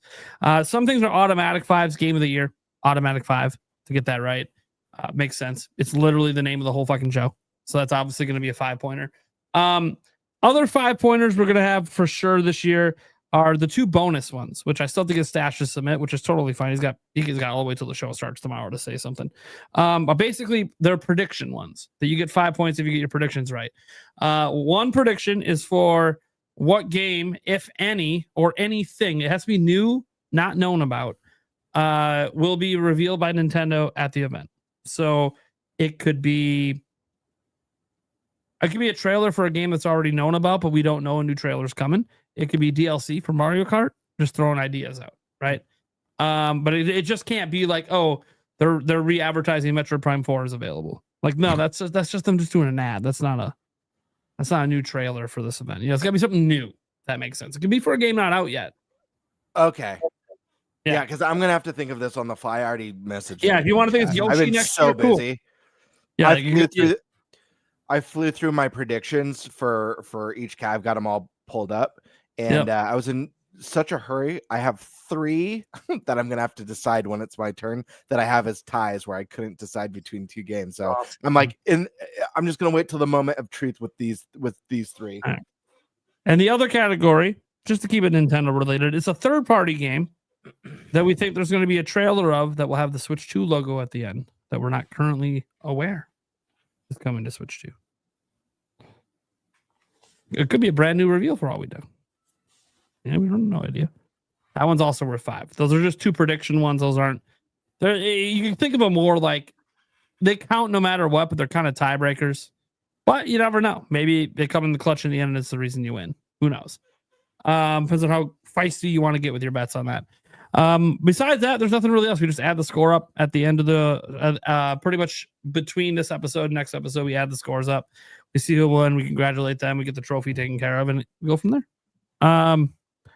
But again, Stash did win this last year. He is the defending champ. It's unfortunate he's not here to gloat. I know he acts like I don't gloat. Oh, buddy, the trophy's in your background. I know you're gloating. I see it. You have a whole box of trophies you told me you don't put out. Notice what trophy's out. Come on. We know. He's probably watching right now being like, damn it, you figured it out. Getting ready to fly on a plane. Let's go ahead and let me see. Eric, do you have anything ready? Or are you just going to go off the seat of your pants? Oh, I always just go off the seat of my pants. Oh, well then Eric can go first, buddy. In fact, are you gonna pull up the? Do you want me to pull it up, or do you want to pull it up as you go through it? Oh, I didn't know if we were gonna share it. Well, of course, we're gonna share it. People know what we're picking. No, yeah, it's shared on screen or yeah. Okay. I mean, I guess besides Thunderstash, that's a pre-recorded video. Yeah, so yeah. Whatever he did in that video. Okay. Maybe he shows it on screen. Maybe he doesn't. But especially while we are tracking this, guys, this year in a better way than we've done in the past.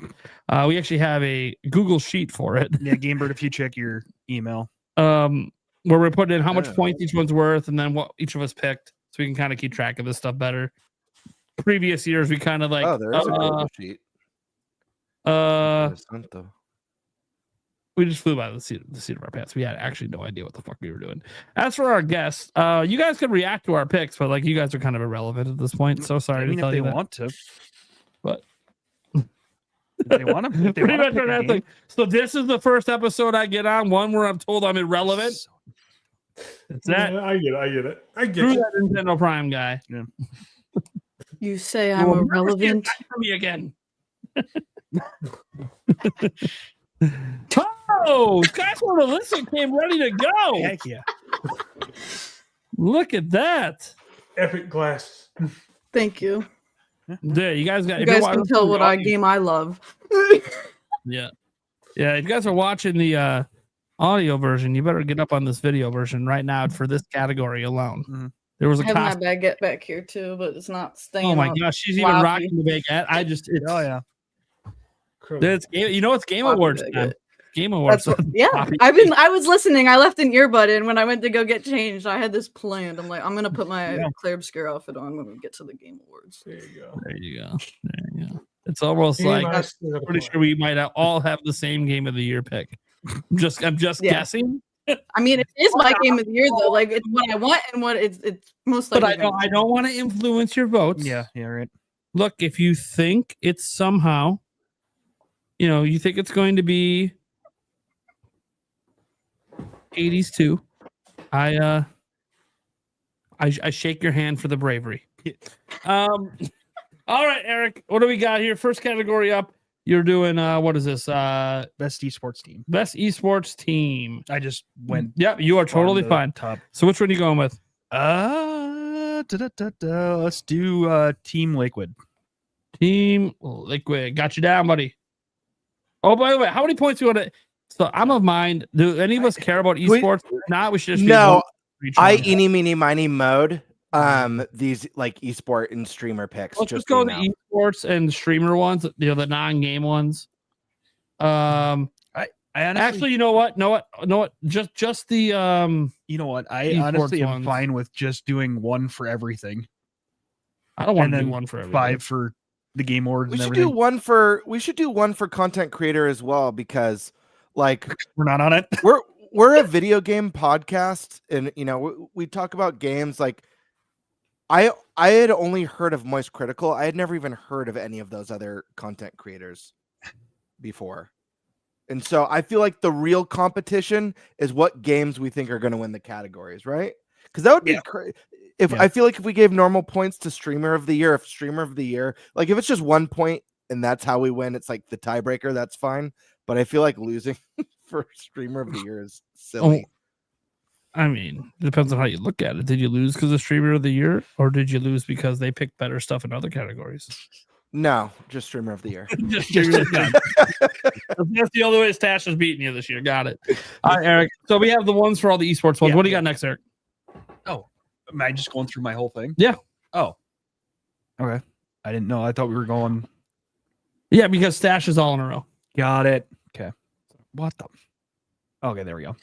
Oh, Esports you sent me a link to this. Yeah, Game Awards. Am I okay to just read mine? I Or don't do you guys give a want me to fuck do what that? you do. Yeah, I'm just gonna read mine. Eric, you can click for me. Yeah, as I read. for sure. I should just open these all on a different tab and just go through them all. I'm gonna go with Chovy. Chovy. Is it because it's easy for me to type? No, Oh, because okay. you can't tell. I like League of Legends. Okay. Well, the best esports game. Should I just put you down for League? I mean, sure. I mean, that's one of them. Is it? Yeah. Sure. There we go. All right. Like League. This is the important one because Gamebird thinks the whole thing rides on this. 1 point I do. from Content Creator of the Year. Content Creator of the Year. Content Creator of the Year. Ooh. What do we got, baby? What do we got? Burnt peanut, just because I love it. Burnt peanut. That is epic. That's a pretty great user. It's like the one guy I don't like on the whole list. I've never heard of them. Are you opening these in Right. new tab? You know it doesn't show on screen, right? I'm surprised Broken Carrot didn't get a nomination this year. Okay, so most anticipated, Yep. Most anticipated. which again it's not showing on screen. Oh, there it goes. I know All right. because I just clicked on it now. So most anticipated, I do think this is a nice category. This is about next year. Yeah. You know, I don't know. By the way, I have no fucking idea which way the media is going to go. I have a pretty strong guess. I mean, I'm saying this should be worth more than a point, is what yeah, I'm saying. yeah. It's a serious category here. Probably 3 or 4. What are you thinking, Bird? This category is so silly. Yeah. Yeah, it's silly because like like some of these don't have definitive release dates yet, so they might not even be next year. Yep. Don't matter. You It's know, just like- anticipated. Yeah. I know. Well, my most anticipated game is the Ocarina of Time remake. How do I get that? That on the isn't list? announced. It's not I'm announced. kidding. Wait, is it my turn? Am I supposed to go? How many points do you think this one should be worth? Oh, most anticipated? Yeah. I mean, let's just give everyone 5 points. This is like the free space in bingo. So we're randomly just gonna get everyone. You're assuming we all picked the same thing, huh? All right, Eric, what's your choice? I mean, I am assuming that. Grand Theft Auto. Oh, I thought you were trying to lose. So you're gonna go out on a It's limb. gotta be I'm pretty sure it's gonna be GTA 6 for all of us because this is the media Right. voting. Yeah, Like, right. come on. So now we're in the best. Free fiver for What's the making free up, fiver? for making up for all the bad Right, right. esports ones. Right. All right, what do we got? This is the best adaptation. Best adaptation. 3 points. 3? Okay. Sure, I'm good with that. Sure, we'll let Birdman just randomly spout out. I am bullshit. good with that. I love it. Just pull up a random dice roller. It'll be like the one category Nintendo's gonna win best family game, and he's like, I think this should be a 0. That's a 1. Yeah. Like, even if you get it right, nobody cares. Yeah, right. I'm gonna go with the Last of Us. Why not? Season 2. Yep. 2. Okay. Dude, how did Sonic get snubbed? Sonic 3. I don't know. Didn't that come out in December? I thought that was Probably if it came out in December, that would be why. No, December last year. Oh, After the that's- Game Awards. I'm again, almost that's also positive. why. That's also why. Yeah, It was last year. That is I know silly. it counts, but like they're not counting it. They're not even thinking about Sonic 3 anymore. That's so silly. How Yeah. dare them? I just wanted that's Jim Carrey at the Game Awards again. Yeah, that would be great. Best multiplayer. Bird, what are we thinking for points? This is intense. 3 points. 3. Okay. I'm gonna be giving a lot of 3s. I feel like I'm gonna be saving 5s for like the big ones. That's what it's generally meant for. But Yep. I'm gonna go with Split Fiction. Yeah. Split Fiction. Okay. This one we might have some different picks on. Best sports and racing. 3, I'll say again. 3. Okay. Yeah. I've actually played all these games now officially. I have played every single one. have of these you? games. Yeah. Nice. Advantage. I don't know if that Let's go helps for. I don't know. Let's go with deciding that. what media is going to F1. vote. F1. Yeah, why not? All right. Just cause. F1. 25. I mean, clearly the answer is Madden. Well, right. Obviously. Best sim strategy. I'll say 3 again. This would be like a 20 pointer for me. Right. It's like one of my favorite categories. It's not to devalue it. I yeah. It's okay. I love strategy games. The only one that I would probably actually play on that one's probably Civ. I literally was already typing Civ. Yeah. I'm like, he said the one that he would play. Okay, Yep. well, that's Civ 7. Yep. Or a game that I've played in the past. Yeah. Oh God, best family. Best family game. Here we go. Let's 3 see how points. gamers value in this one. Another 3-pointer. Sorry, Nintendo. We're about to go up soon. Okay. God. About to go up soon in categories Nintendo's not part of. This is generally a Nintendo dominated category. So I kind of have to say Donkey Kong Bonanza, but part of me is feeling like Lego Party is a possibility, but I'm going to go Donkey Kong. So my logic for Donkey Kong at the spot, it's the only award it's up for, and it's also up for Game of the Year. So I mean, if it yeah, can't win right. its own category, then it can't be up for Game of the Year. Absolutely. Doesn't make any sense. Right. Now, if it was up for other awards, then I'd be like, oh, okay, well, might not get this one. Best fighting game. Best fighting. 3 points. Oh, I thought for sure he was going to go 4. As I say, on that one. he goes 4 over Yeah, right. Stim and Yeah, right, strategy. I'm like right. pissed. Oh gosh. Let's go with Fatal Fury. Why not? Fatal Fury. All right. Because I have no clue. The best RPG. Best for RPG. for Iraq. Make me 4 happy, points. Eric. I mean, no question. Well, how many points is this worth Yeah, for right. starters? 4 points. Of course.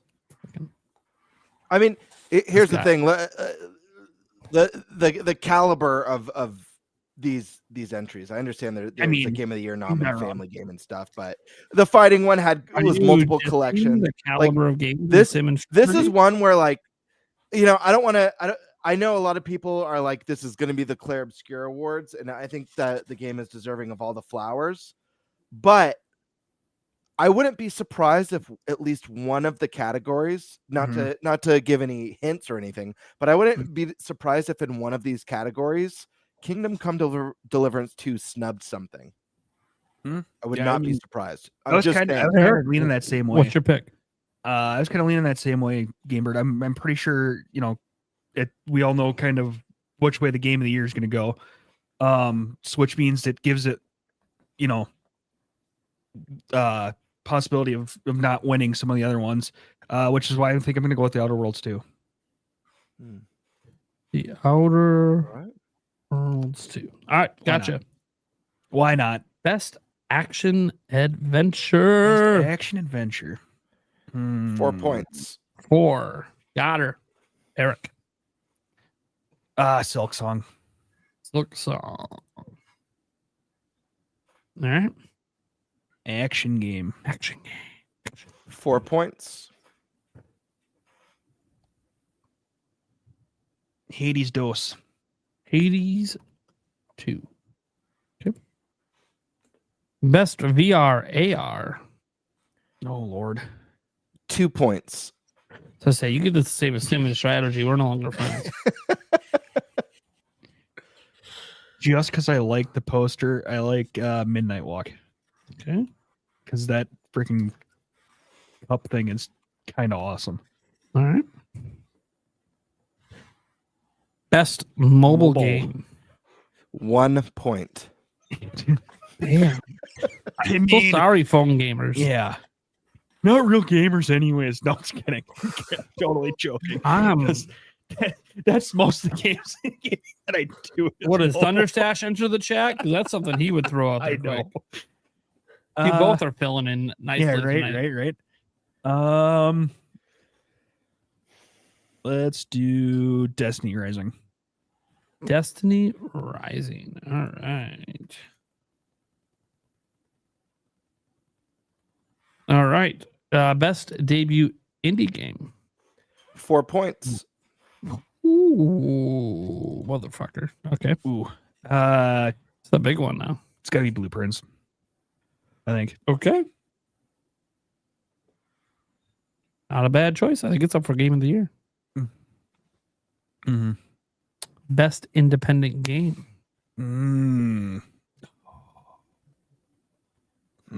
Points? Did I give my first 5-pointer? Oh, 5? Okay. Should Doing I? it. Should I? Right. What do you guys think? I already typed it in. Yeah, It's done. I mean, Sealed. All right, It's done. a pretty decent group of games. Yeah, it's a big Let's go. category. And a lot of amazing titles. This is the No, I agree. Yes. There's a lot of dang good Ball pit selected. All right. Best community support. best community support. 2 points. Yeah. 2 points. Helldivers. Ooh, why not? All right. I have no. I'm Yep, just you're fine. grabbing things. Best Why not? ongoing game. Ongoing.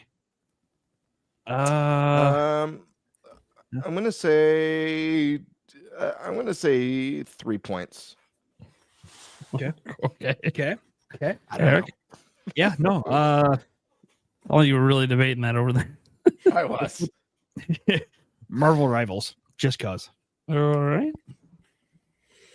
Now we got the back-to-back to the awards that always have the same thing winning every time. Yeah. Games for Impact. I'll give this one 3 points. South of Midnight. All right.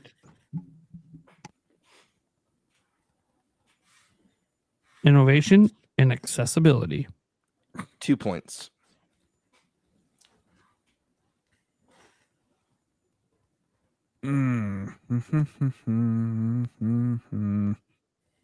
Let's go with Doom. Doom. The Dark Ages. All right. Best Best performance is voice acting, baby. 5 points. Oh, here we go. Jeez. Can't say we ain't appreciating the voice actors around here. Right. You're at the same ranking as Game of the Year, baby. Yeah. I recognize. This is a big category because this is a huge key part to the immersion in the game, and this is an extremely tough year to vote for, in my opinion, to vote for best performance. This is a tough vote. 3 of them are from the same game. Yeah. Right. I wonder what Game of the Year. Yeah, right. The only way they don't win, someone from Expedition 33 doesn't win this one, is because the votes are split, so they cancel each other out. Yeah, right. Let's go with Jennifer English. Jennifer English. All right. All right. Audio design. Audio design. 5 points. Oof. All right. Best in-game audio and sound design. Get ready. Bird's getting wild over here. Silent Hill F. Silent Why Hill not? F. Hey, I think that's who I voted for too, because the game's nothing without its sound design. Best score and music. Yeah. 5 points. 5. 5. Toma. Toma. I'm just gonna write Toma. We'll know which one it is. All right. Art direction. That's bothering me now. What? 5 I gotta points. have it. Okay. You gotta have it. I didn't do it for any of the other ones. Yeah, right. Yeah, best art direction. 5 points. So this is gonna be a theme.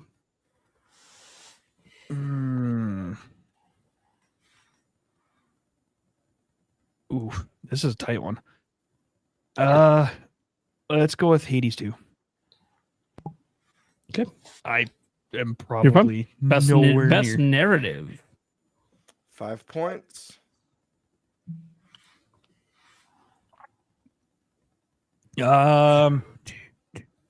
Okay, so let's go with Claire Obscure. Because it's got to win something else besides just game. To say you haven't voted for anything else. The story is so good in that game. Oh my performance. God. So I can't wait to play it. I'm planning to Oh play my it god, I can't wait for you to early play next it. year. Yeah, it's gonna be great. All right. Thanks. We had Best game direction. Yep. 5 points. okay, and then probably Claire Obscure again. I'm thinking it's just going to end out the last of the three here.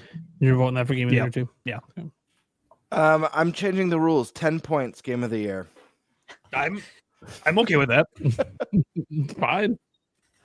10 points. We should all, dude. Imagine yeah. that we all vote for Expedition 3, And then it's it doesn't not. win. Yeah, right. So none of us get it. We're all just like, wait a second. What? We just thought that was a freebie. Yeah, right. What the fuck? Yeah. What just happened? All right. Well, that's it then for Eric. I guess we can have the Game Bird go, then I'll go, and then we'll play Stash's video. Oh, God. I'm nervous.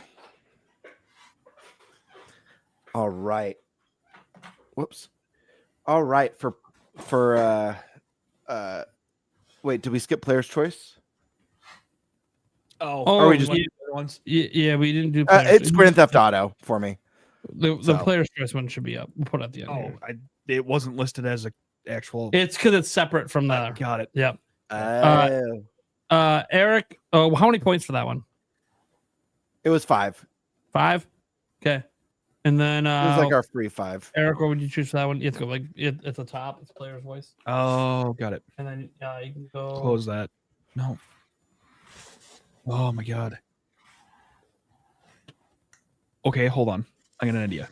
You can do everything within one tab, Eric. I am. I know. I don't ask me what he's doing right now. He's messing with the code, which I don't understand what this has to do with him clicking on view. What? What's on view? But it was. Where? View categories, dumbass. It brings me back to the categories. This is hilarious. Who are the finalists for the Player's Voice 2025? No, I will get it. You will Watch get me work it, my magic, bitch. Well, I got it. It's This actually is all at my expense. My Impact, flow. Hollow Knight, and Withering Waves. There we Yeah. go. Watch And me work my magic, bitch. I literally spent all of No, 5. not player's voice. It wasn't player's voice. It's the most anticipated. Wasn't that the first one? We did that one.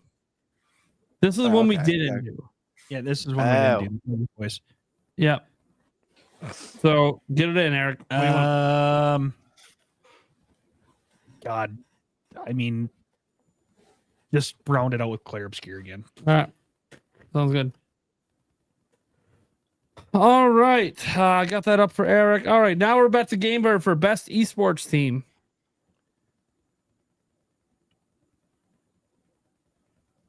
Yeah, my player's voice is Claire Obscure as well. Your player's voices? Okay, I'll go type that in. I mean, yeah, it makes Claire sense Obscure. to start there. Yeah. All right. Esports. I'm going to go with Gen G. Gen G. Got it. Next, we have athlete. Athlete. Let's see. I'm going to go with Chovy. Chovy. Okay. Best esports game. I'm going to go with Valorant. All right. Content creator of the year. The most important one. I only know who Moist Critical is, so I'm just going to go with Moist Critical because it's the only person I've enough. heard of I before. mean, I know who Kai. I've heard of Kai before, but All right, got you down. Here we go. Big one. 5-pointer. Most anticipated. It's going to be Grand Theft Auto 6. Funnily enough, though, of this list, it is my least anticipated game. I don't disagree with you. Yeah. Great. The Wolverine, Resident Evil, and Witcher 4 are like super high on my list for anticipated game. I am so, especially Wolverine, guys. That trailer looked freaking epic. Yeah, love me some X-Men. Yes, X-Men. Love it. Love X-Men so much. Playing the demo of Resident Evil was freaking awesome. I know the game did, unfortunately, but best adaptation. I'm gonna guess. Listen, it should be Sonic 3. But my guess is gonna go Last of Us 2, just based on the property it's covering and the caliber of the show. All right. Best multiplayer. Best multiplayer. I picked Arc Raiders. Like that one. Okay. Best sports and racing game. Borst. The best sports and racing game is going to be Mario Kart World this year. All right. It's going on the list. Controversial pick, but yeah, I have a feeling it's going to win. Why not? All right. Yeah, that's how they get Nintendo's other game. Did we skip over one, or is this our order? I feel like we did skip one. Yeah, best sim. Your favorite category you skipped. Yeah. Yep. Right next to it. Right There you go. Yep. This was the first hard one for me. So I have a tie between two games here. Final Fantasy Tactics and the Altars. But I have to make a decision. Flip a coin. And no. No. Okay. No. I have to listen to Destiny. And Destiny tells me that Final Fantasy Tactics is going to win. Fair enough. I don't know as popular as Altars is and as cool as the premise is. I think Tactics has it. All right. Got it. Now best family game. I'm dead inside. What the fuck? Just out of nowhere. Listen, this is another one. When we went over the descriptions of these categories, like this is one that like kind of like bothers me because I feel like out of these games, the winner is an easy Donkey Kong Bonanza, which is my pick to win. But when I think of family game, I do think of, and we talked about this, games you could play with the whole family. Yeah, it was like the opposite for that game. It's like no, Lego Party. Lego Party would be should win that. Yes, should like literally should be the winner. But yeah, Donkey Kong gets my vote here. You could play Mario Kart with the whole family. See, I think Donkey Kong Bonanza should have been up for like best action adventure or something. Yeah, right. You know, but whatever. I didn't get to vote. Maybe someday. Best fighting. Best fighting. 2X KO. 2X.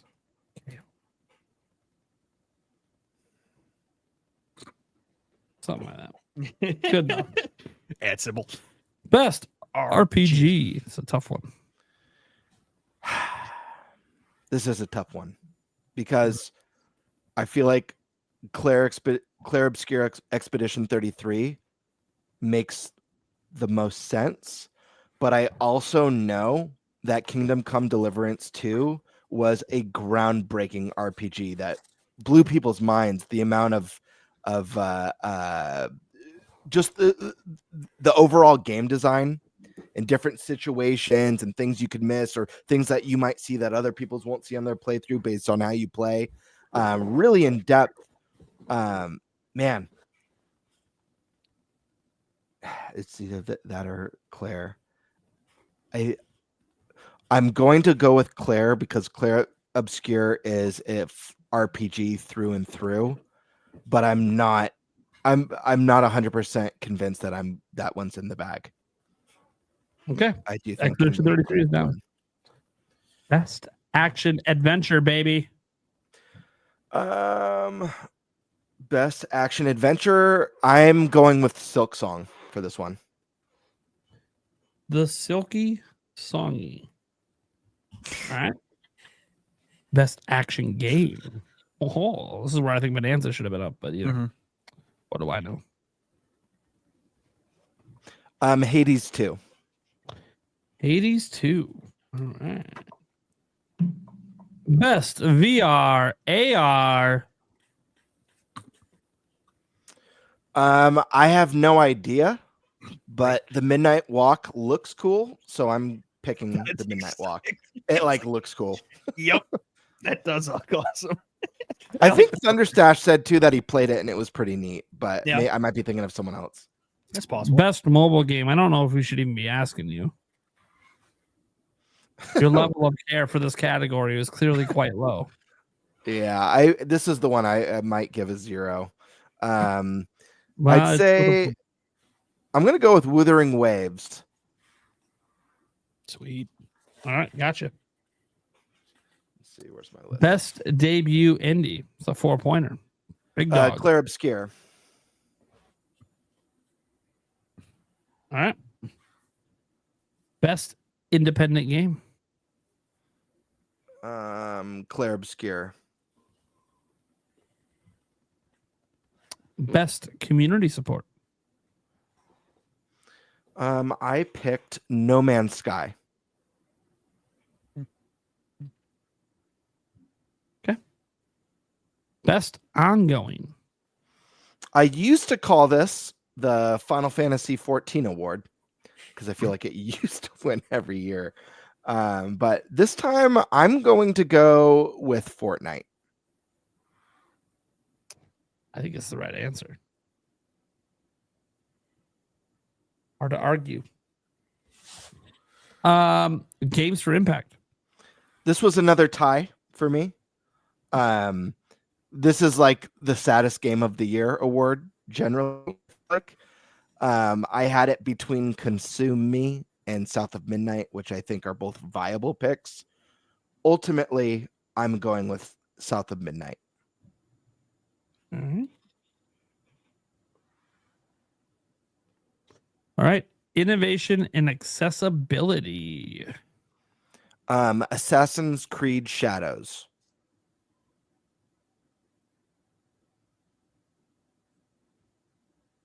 All right. Now we get to our big ones. 5-pointers. Best performance. For me, this was between two people. This is another tiebreaker.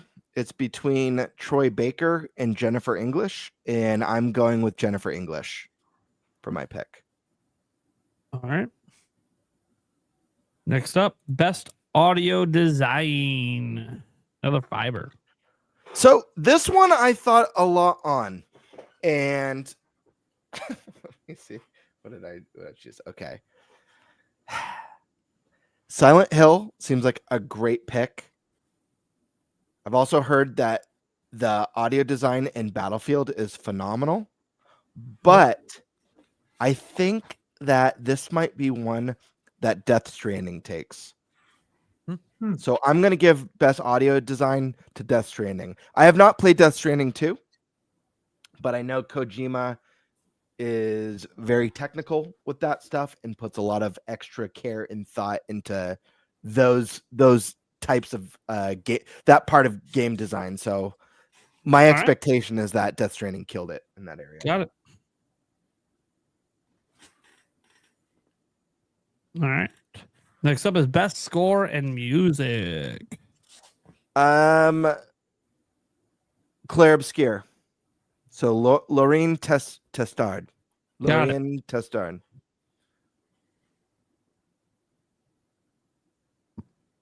Best art direction.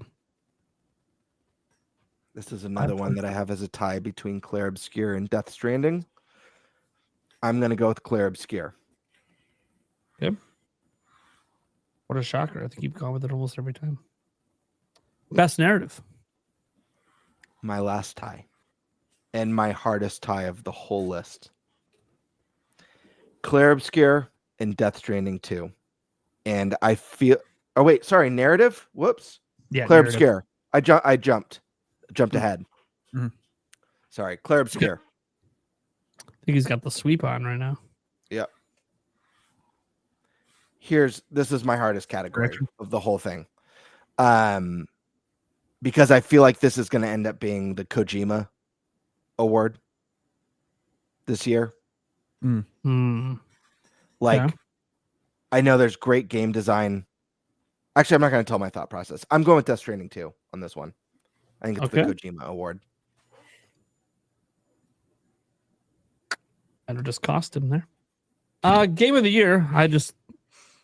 Expedition, I'm assuming. Or am I assuming incorrect? Expedition 33. Okay. You assume correct? I wanted to make sure. All right, we'll get to our game predictions at the end because Eric hasn't given his yet either.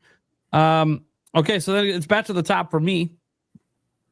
I didn't pre-write any of these down, but you guys know I did live picks, but those were picks about who I wanted to win versus who I think is going to actually win. And I see, the best esports team, not that I pay a ton of attention, but for some reason, I've heard of the name Team Vitality. So I'm going to go with Team Vitality. Just because I've heard of them. Fair enough. Don't know much about them. But best esports athlete. Again, this is one of those things where I don't know any of this stuff. But I do know Valorant's really popular. So let's go with Forsaken. Okay. Fair enough. On that one. I feel like Valorant's going to get a lot of play this year, which again gets to the best esports game. And I feel like that's going to end up going to. I think that's going to go to Valorant. Content creator of the year. This is easy for me. It's going to Kai Cenat. It's quite interesting. I don't like that category because it's just live streamers. That's all it ever is. Most anticipated game. Look, it's GTA 6. This is mainstream media, right? GTA 6. Like there's no And like Game Bird, it's my least anticipated of all the games on that list. Yeah. Doesn't matter. It's not I'm voting for what's gonna win. It's gonna be GTA 6. Right. Yep. Like I'm not giving up that 5 points. Right. Best adaptation. The sad thing is I thought all of these sucked. So it's going to be a Minecraft movie. Okay. I think here's the thing. Black. Even if you haven't seen the movie, okay? Chicken Jockey. Yeah. You don't even have to play the game. Yeah. It was a phenomenon. It was a phenomenon in movie theaters. As it made mainstream news, that alone is going to be like, oh yeah, this got the most recognition. I mean, you're not wrong on that one. So I'm going to go Minecraft. That's my logic there. It's probably one of the worst solid on that logic. list. But my kids love the movie. Yeah. Which I guess that's who it's made for. Yeah, right. So, all right, best multiplayer. This is always tough because one, Elden Ring Night Rain shouldn't even be on here. It shouldn't even be. I don't even know what the fuck that game's doing on this list. It's just their cachet of the name Elden Ring. It's not a good game. Shouldn't be there. Peak is really good. Played that after our PAX West trip because they were advertising it heavy in the content creator room. I'm like, I give it a try. Peak is actually really good. Very simplistic, but very fun. Split Fiction's amazing. Like if it was my choice, it'd be Split Fiction. Like in terms of just what one should win. Mm-hmm. And look, they're former Game of the Year winners and stuff like that. So yeah, we love the guy. But to me, it's between Arc Raiders and Battlefield 6, and I would just go Arc Raiders right away because I feel like that's the one that surprised people the most. But Battlefield 6. Dude, it's taking a chunk out of Call of Duty this year because of how good it is, which doesn't happen very often. But I got to think, this is mainstream media. They're not going to vote Elden Ring. They probably won't go with Peak. They'll probably go Arc Raiders. It's mainstream media. So we'll go Arc Raiders. This one I wasn't sure on, but I got to consider who's voting. Trying to win over here. Okay, best sports or racing. This is the toss-up because to be honest, I have never paid attention if there's any consistent pattern in how Game Awards votes on this. to know like which games the reviewers tend to favor. So I'm just going to assume it's Mario Kart World, only because I think that there could be some gamemanship here where Jeff Keighley wants Nintendo to be a little happy. So win the only 2 awards you're up for. But beyond that, I also think that it's the only game of all the ones on this list. And let's just be honest about this. And I've been paying attention outside of Nintendo. It's the only one still being talked about that's on this list. Now, I'll give Sonic a little bump. It did get a little bump because Switch 2 version just came out. But yeah. Then Mario Kart's going to get that one. Next, Best Sim and Strategy. This is about what one they're going to vote for, not one I think should win. It sucks because it's one of my favorite categories every year. These are all amazing. Yeah. But I think they're going to lean a little more mainstream and go with Final Fantasy Tactics. I just got a feeling it reviewed very well.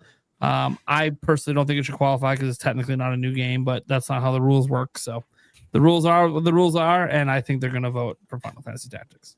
Are you sure about that? They seem to change them almost every year. Well, they do, but whatever. To just meet whatever they feel like. Look, we talked about this before. Best family game. Yeah.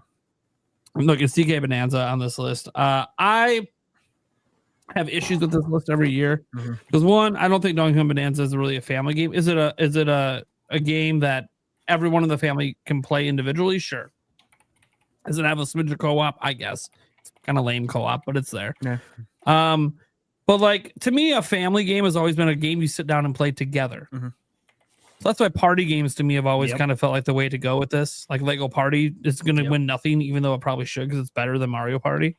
That said, Split Fiction is the one I want to win, but like in no way would I ever consider that to even be a family game. Dude, there's some very adult themes in that game. It's not intended for all ages. I'm just saying. Anyways, next up, the category that I know the least about because I'm just not a fan is fighting games. Yep. So we see a Fatal Fury pick, a 2x KO pick.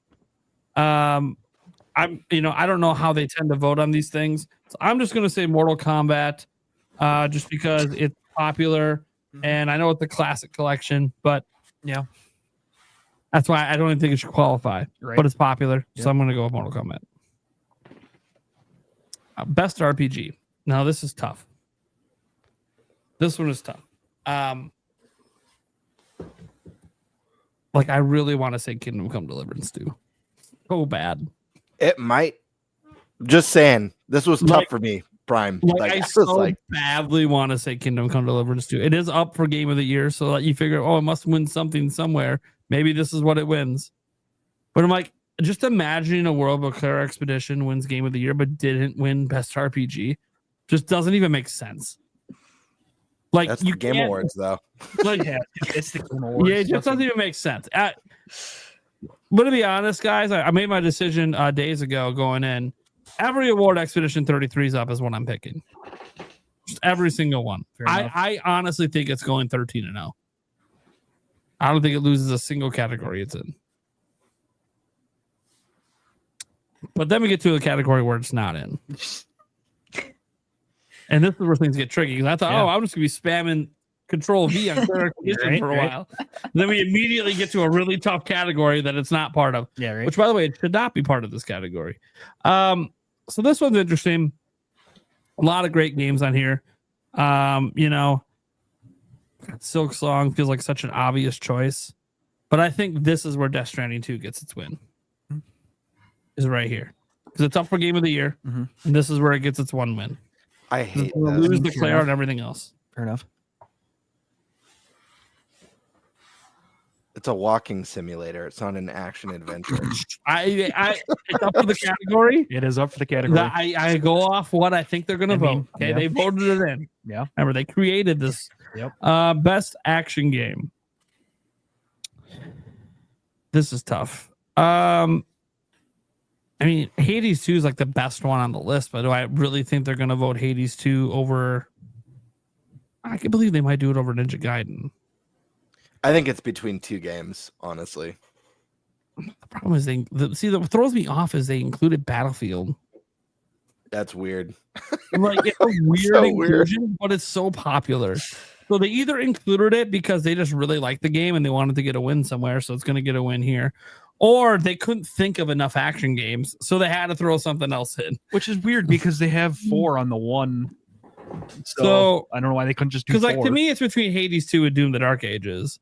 I think it's very clearly between those two. Although to be fair, I haven't played the Shinobi one, so that one's probably really good too. Based on Shinobi's phenomenal. based on I think Shinobi is definitely a possibility here. It was that good. But it's like God, Battlefield 6 is really throwing me off. Like it just shouldn't even be here. You think there's a reason they put it in? Yeah, so it gets a win, so they could recognize the studio beating out Call of Duty. Even though Call of Duty's not even up for the award, but guess what? You didn't get nominated. Sometimes you got to take a chance, Primal. Yeah, we're going Battlefield 6. It is a 4-pointer, so this could be a turning point for me. Yeah, I'm enjoying it. I'm sure you are. If you get this one right, it would be pretty epic because like no one's mentioned it. We'll see what Stash mentions. Yeah, there's no way Stash picked Battlefield 6 there. No way. If he did, I will be shocked. All right, best VR AR. Glad this is only worth 2 because fuck if I know what the fuck is going on. So I'm just gonna go with the one that has the female Ghost. There you go. I wanted to go with Alien because it's Alien. Yeah, that's what I was thinking. So that was my Marvel's Deadpool. Okay. But I that cup in the Midnight Walk. Best mobile game. Awesome. It's kind of bullshit. Should be a 5-pointer. Be a fucking 5-pointer. And you know what's sad? It's not a 5-pointer, but he got the answer right anyways. It's going to be Wuthering Waves. It is very good. And it sucks that I don't get 5 for that, but I guess it prevents Gamer from getting 5 as well. So, you know, as Miles would say, well, you know, I don't have to sit next to Jim. Yeah. Listen, if you want to start discussing mobile game news on the podcast, I'm willing to bump the points up next year. No, this is the one you were talking about with 4. Yeah. So they had 5. One dropped out. Oh, okay. Yeah, because he didn't think it was right. Right. He's made other games before. Right. Oh, yeah. I forgot about that. Okay, I mean, come on. I said anything Expedition 33 is up for. Yeah. That there is no question. Okay. Which tonight is the next not debut. I actually feel bad that Expedition 33 is up for so many awards because I do think it's going to win them all. And like all these games, like Absalom and Bollock's Pit not getting recognized, Blueprints winning fuck all because of Claire Expedition being up for all the same awards. It's like, it does not feel right to me. Didn't we have a year there where? Didn't we have a year once where a game nearly swept but then didn't win Game of the Year? I feel like we did once. Probably, but I don't think that's this year. Records are being set. It's going 13-0. Best community support. I always think this is a tough category because it's about, you know, how well they actually like communicate to the community and how responsive they are and like social media activity. And like I look at all this and I go, dude, who's more responsive than Epic for Fortnite? They literally are nonstop, 1 billion updates a day. They're so responsive. And if you've ever had a kind of customer support like I have, extremely responsive there too. Like, you know, I'm not. This isn't to knock the other games; they probably are fine as well. But it's just kind of like I feel like it's obvious because it's obvious it won't win. So because it's obvious, we're gonna go Baldur's Gate 3 because I have no fucking idea why that game is still up for any award. It's a single player. You beat it and you're done. I mean, you can do all these multiple playthroughs, but these aren't like the rest are like multiplayer games. There's like a mod community and stuff like that. So I don't care, dude. It's a single player game among a bunch of multiplayer games. I don't know what we're doing. All right, move on. Next. Cool. It's like Battlefield. They put it in there to give. They're trying to find a way to give Baldur's Gate yet another award. Yep. Ongoing. Best ongoing. I mean, it should be Fortnite, but it won't win. I think because Sony hasn't won any awards, it gets it here for Helldivers 2. Like Sony usually wins awards here, but so far I don't think they're going to win jack shit. So they got to win one category. So there you go. Sony can win best ongoing. Games to Impact didn't play a damn one of these. Either did I. So Wander Stop it is. Fair enough. I do like that poster. 1950s vibe. Yeah. It could have been another Yeah. Cuphead. I probably would have went for that. Yeah. Fucking love the 1950s vibe. Right. All right. Innovation and accessibility. Don't know shit about this stuff because I don't use any of the accessibility options ever in any video game that's ever existed because I'm not a handicap. Nothing wrong with being handicapped, but I'm not. So I'm the worst person to even have a conversation about what games should be doing to be accessible to others. But I will say this. Never has there been a game series that has held people's hands as much as Assassin's Creed Shadows. You say that, but once we've gotten all of our votes, I'm going to tell you something I read about one of the games on this list and why I didn't pick the game, but the description was very interesting. Well, I guess I can say it now. Sure, go for it. Because Dash is pre-recorded. Yep. So I tried to do quick research like about some of the accessibility options on the games, and for Atomfall, I was able to pull something up that said Atomfall is the most accessible game ever created to date. Huh.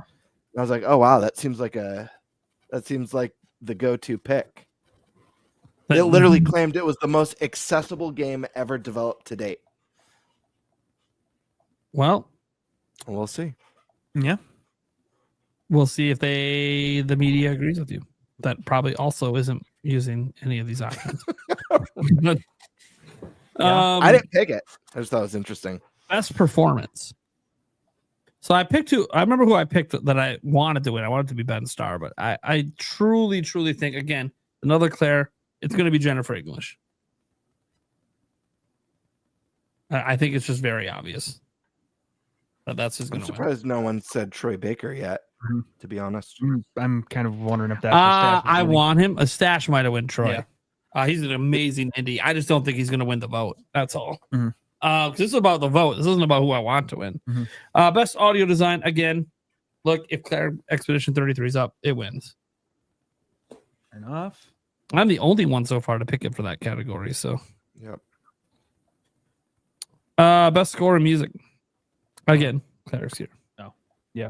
Oops. I mean, all these Expedition 33 ones I'm seeing. So, best art direction, Expedition 33. Best narrative, Expedition 33. Best game direction, Expedition 33. Game of the year, Expedition 33. Player's bullet choice, Expedition 33. Yeah, done. I mean, simple, easy. Look, I mean, I expect to hear Expedition 33 uttered a lot tomorrow. Some of these awards are going to be Expedition 33 won, and then it's just going to start rattling off like 10 awards. This is how he gets the show to be shorter. He only got to say them one time before Game of the Year. Like he'll say, "Oh, they won Best RPG. Oh, and they also won blah blah blah blah." It's like every major 5-point category just gets fucking rushed out in 2 seconds because Expedition won all of them. Yeah, let's carry all that off the stage. Anyways, all right. They just wheel out a card of awards. Dash. Now, if I remember right, we had audio issues last time I did this. I might have to listen on my phone. Do we want to do our picks? No, we'll wait till after Stash. Okay. We'll do the picks last. So then I will close out of this. Yep, and I probably need to get the podcast up on my phone, or I won't be able to hear. If I remember. Oh yeah. We had audio looping issues last time I had to do it this way. Are you Prime? Are you going to be streaming the show tomorrow on the channel? That is the plan, but I'm not 100% for sure.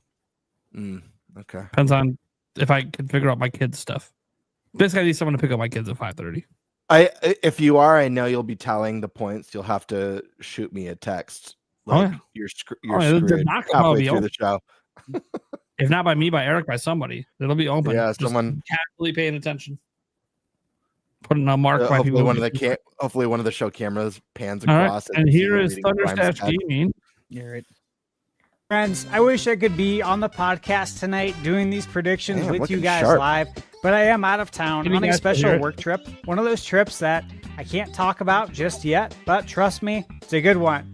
I'll be back home tomorrow night, and we'll be watching the Game Awards together live, just like always. So tonight here on Saturday, December 6th, I have pre-recorded all of my predictions. Let's jump into them. Now, real quick, before we get into my Game Awards predictions, I just want to lay out the logic behind the choices I'm making this year, because these nominations, I think, tell a very clear story. Clair Obscur Expedition 33 is the most nominated game in Game Awards history, and I genuinely believe that is intentional. In an industry where big AAA studios are spending $500 million, taking 6 to 10 years to release a single game, and pushing live service models for constant revenue, Expedition 33 represents the exact opposite. This is a true artistic statement from an indie studio. No bloated budget, no live service hooks, a full, complete AAA quality experience, sold at $49.99, which is almost rebellious in 2025, similar to what Silksong did releasing their game at $20. I think Jeff Keighley and his voting body want to send a message to the industry, and that's that you don't need to spend $300 million and have endless crunch to make one of the best games in the world. Expedition 33 proves that vision, and I think it's going to dominate for that reason. Now, I will give an explanation on the nominee I picked, but I won't do it for all of them because, look, hey, some of them I am definitely guessing. For best esports game, I'm going to go with League of Legends. I feel like it's the safe and most logical pick here.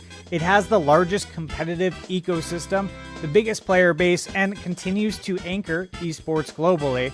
So when all else fails, like, hopefully consistency wins. For Content Creator of the Year, I am going to go with Kai Cenat because he has the biggest mainstream reach out of anyone on the list. He's the most viral creator in the world right now, and that kind of influence really matters for this category. But here's the part that I think people are going to overlook.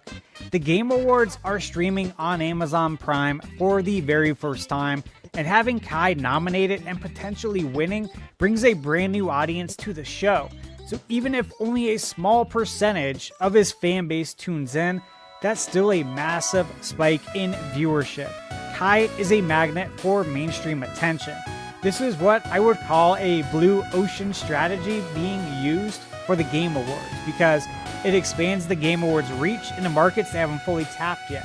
From a growth standpoint, exposure, and just from a pure relevance standpoint, I think Kai is the most logical pick.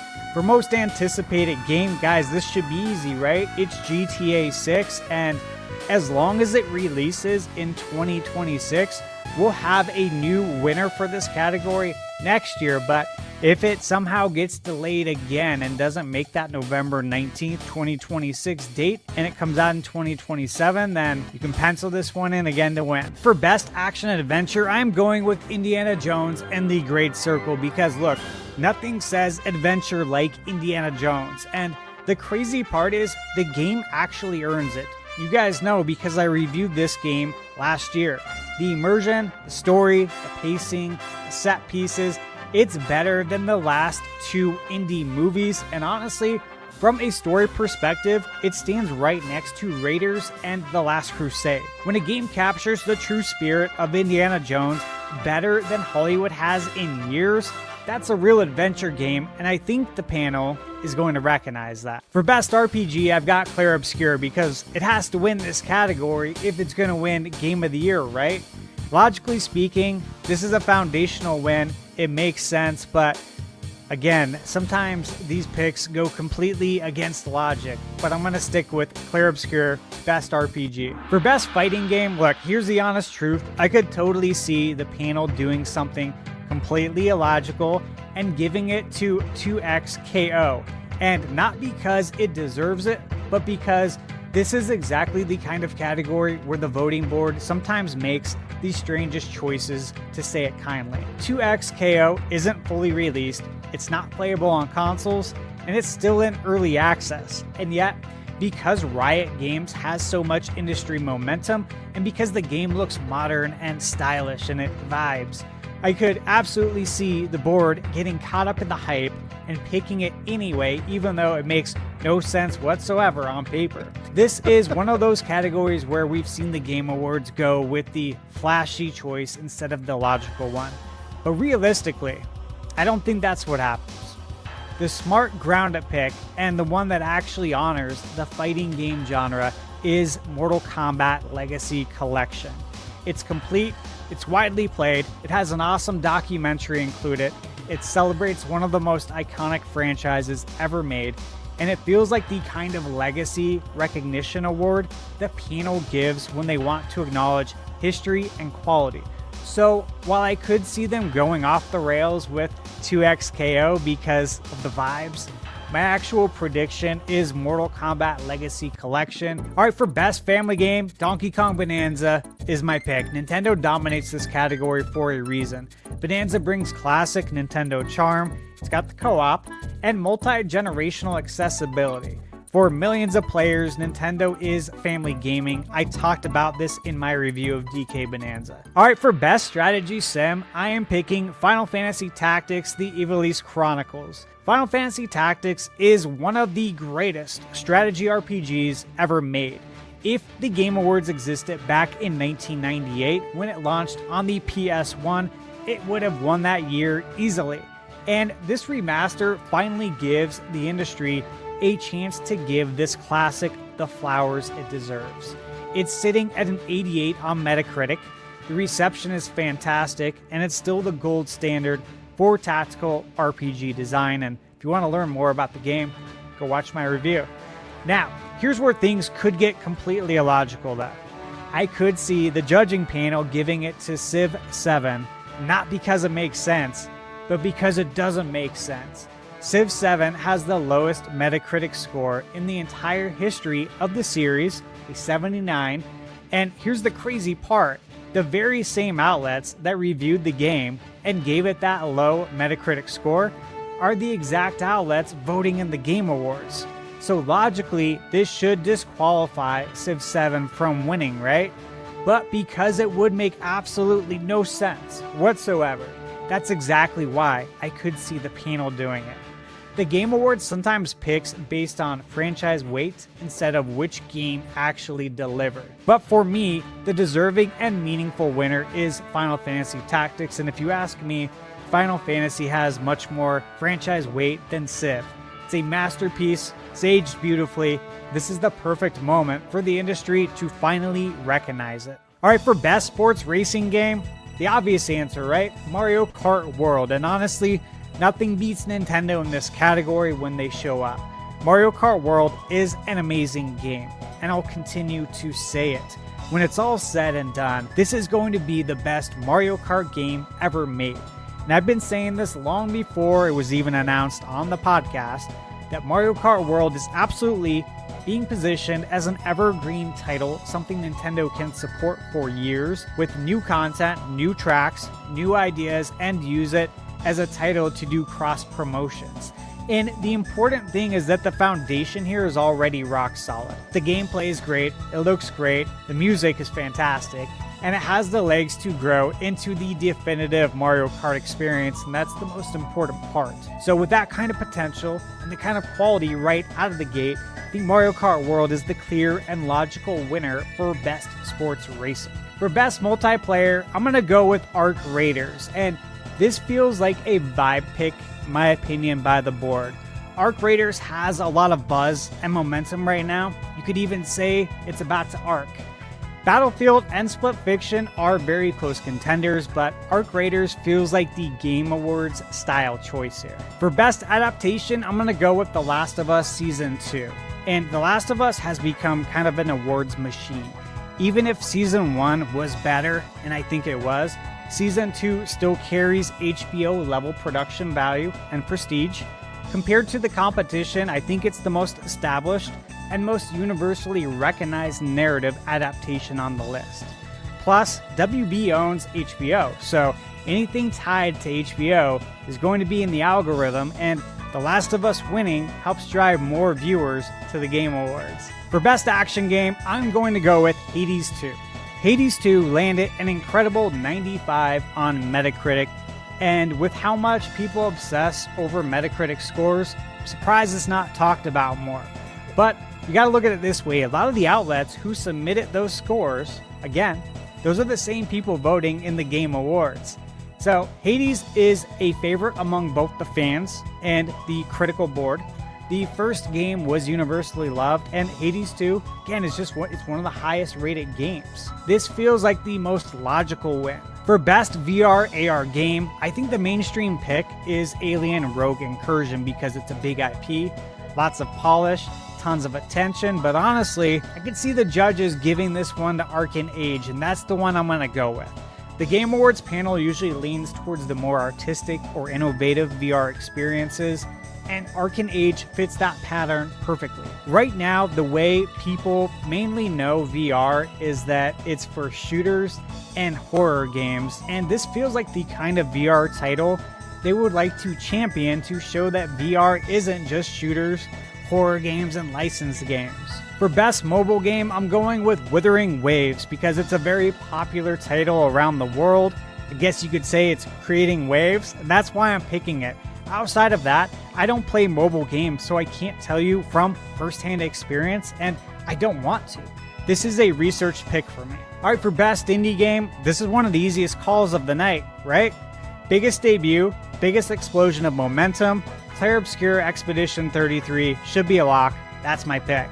Now, for best independent game, given this momentum, again, its nominations, its industry-wide conversation, I'm going to go again with Clair Obscur Expedition 33. For best community support, I think the judges go with Final Fantasy again. I think no game communicates better with its players. The transparency, the live letters, the constant updates, and the overall goodwill are unmatched. Dawn Trail brought a huge wave of positive momentum this year, and the panel loves rewarding long-term community trust. Helldivers 2 had some very big moments. Fortnite is always strong, but when it comes to pure developer support, Final Fantasy I think is still the gold standard. For best ongoing game, I'm going to go with Marvel Rivals. But look, any of these games could win. I think this one is actually really close. The reason I'm picking Marvel Rivals is because they have a ton of TV and film content rolling out for Phase 6 next year, and I could just see them somehow winning. I could see the voting board changing things up and giving it to a mobile game to be different. For Games for Impact, I'm choosing South of Midnight as my pick. This is my prediction not just because South of Midnight is thematically rich and artistically distinct, love the art style in this game, but because this category has historically been used as a way to highlight meaningful messaging and give a major platform a prestige moment. Xbox hasn't had a strong awards present recently, and Games for Impact is the perfect spot for the Game Awards to rebalance things without touching the headline categories. South of Midnight is a new IP, narrative heavy, visually unique, and exactly the kind of game that presents well on stage. It also gives Xbox the opportunity to reinforce the Game Pass value proposition, which we've seen them do in past Game Awards. Play it day one on Game Pass, available everywhere Xbox goes, and of course, everything's an Xbox, so the Game Awards benefits from highlighting inclusivity and emotional storytelling. Xbox benefits from positive momentum heading into 2026, and the game itself has the artistic merit to actually justify the spotlight. For innovation in accessibility, I'm going to go with Assassin's Creed Shadows. I think Ubisoft delivered a meaningful suite of accessibility options, and look, I've spent 80 hours with the game. I've went through the accessibility options menu, and it goes on for a long time. And also, I think Ubisoft could really use a clear positive win, and this is the category where the work speaks for itself. All right, for best performance, I gotta go with Troy Baker because Troy Baker is Indiana Jones. This was the most convincing performance I've ever seen, and it is a tough task to take on the role of Harrison Ford as one of the most beloved on-screen characters in history. If you mess it up, fans will crucify you, but he absolutely nailed it. This should be the obvious pick, but the voting board sometimes gets voter fatigue and tries to spread the wins around. We see it in all facets of life, sports included. That's the only reason that this isn't a 100% lock, but in terms of pure performance, Troy Baker absolutely deserves it. For best audio design, this one I think Battlefield 6 takes it, but it could be Expedition 33.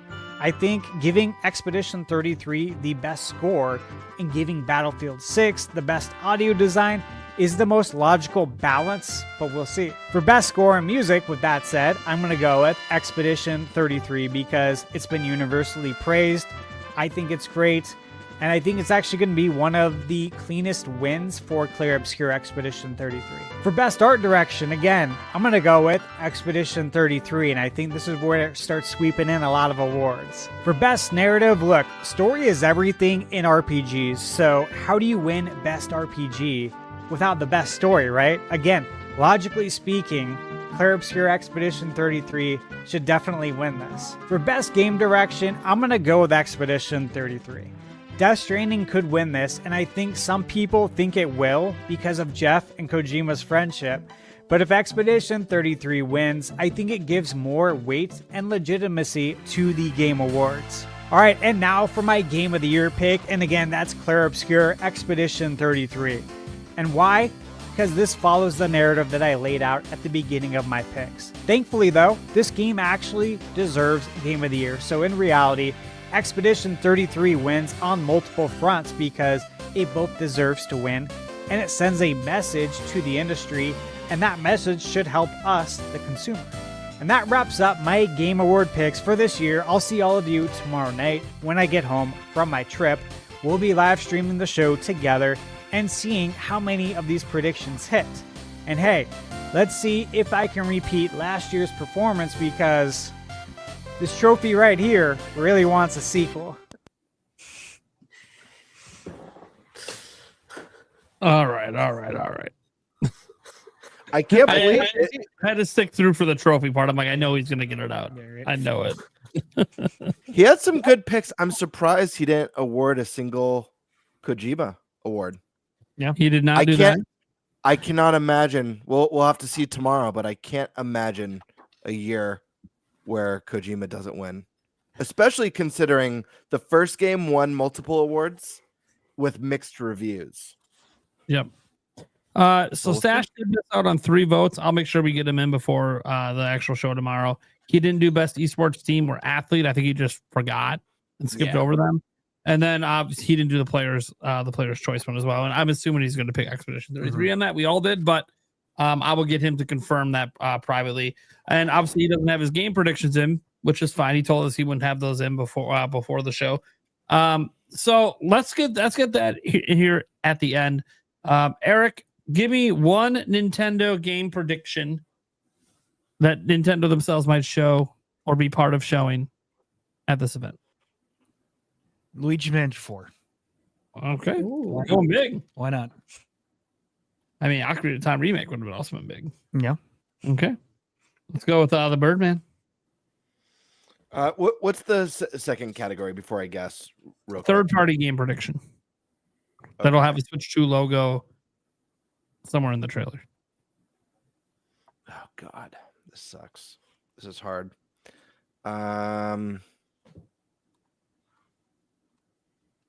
Nintendo develop or first party published. Nintendo published game.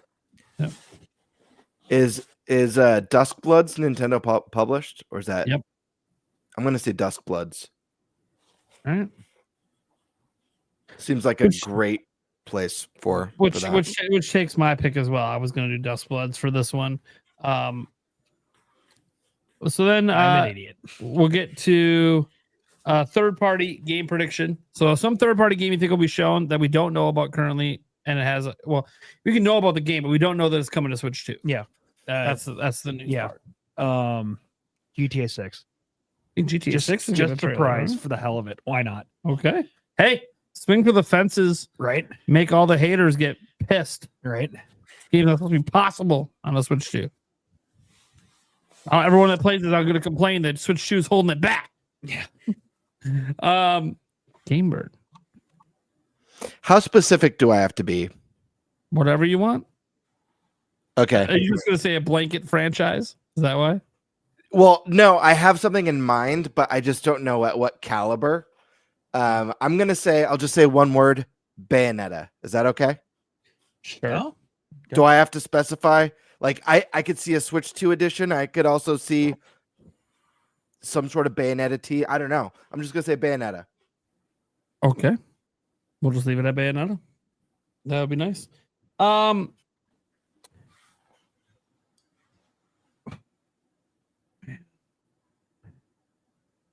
I'm going to say a second.